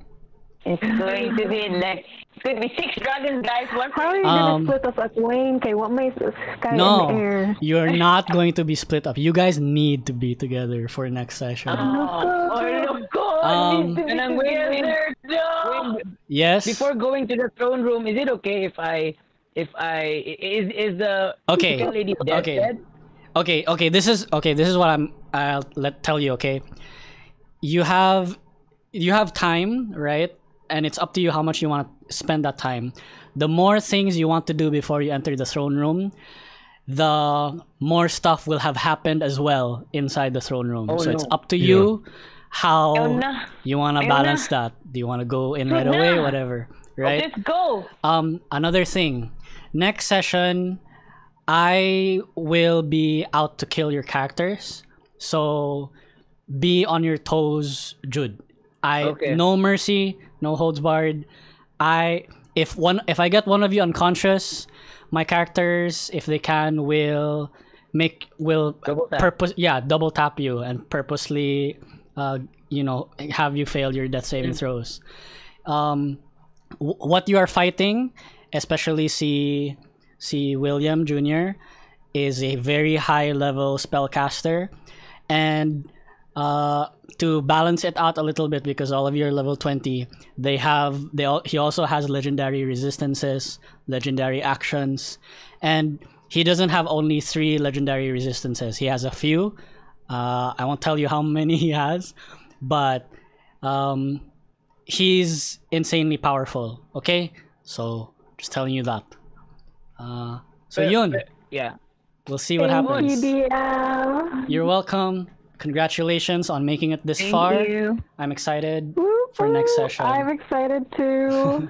I will Excited but scared. mag-prepare na jud ko kape og snacks. Ako Yeah. sad. Can I secretly trap the chicken lady in my mirror? Dude, I think she's overkilled. her body was Dude, I pretty sure killed her her. body was like, didn't her body explode? Yeah, with the multiple arrows of. Yeah. Okay. Dead, man. Crazy. Select the chicken lady. No, Okay. just- Okay. Yeah, just be happy with your ancient red dragon, please. Yeah. No need to be. All right. Okay, guys, I'm Good gonna night. go. Good night. Good Take night, care. good night. GG, well played. Bye bye. Wayne, thank you very much. You're welcome. Thank you. You are welcome. See you next time. Bye See you bye. next time. Bye. Good night. Bye. Imagine. All right. Thank you so much, everybody, for watching. This was Knife in the Dark, episode 3. This is the penultimate episode. Next episode is going to be the finale, so I look forward to that. It is also going to be around the same week. We also have the finale for Plucking Strings, so I'm also hyped for that. And yeah, tune in for those episodes, I guess. Thank you again so much for watching, and I hope you're taking care of yourself. That's it. Bye-bye. Peace.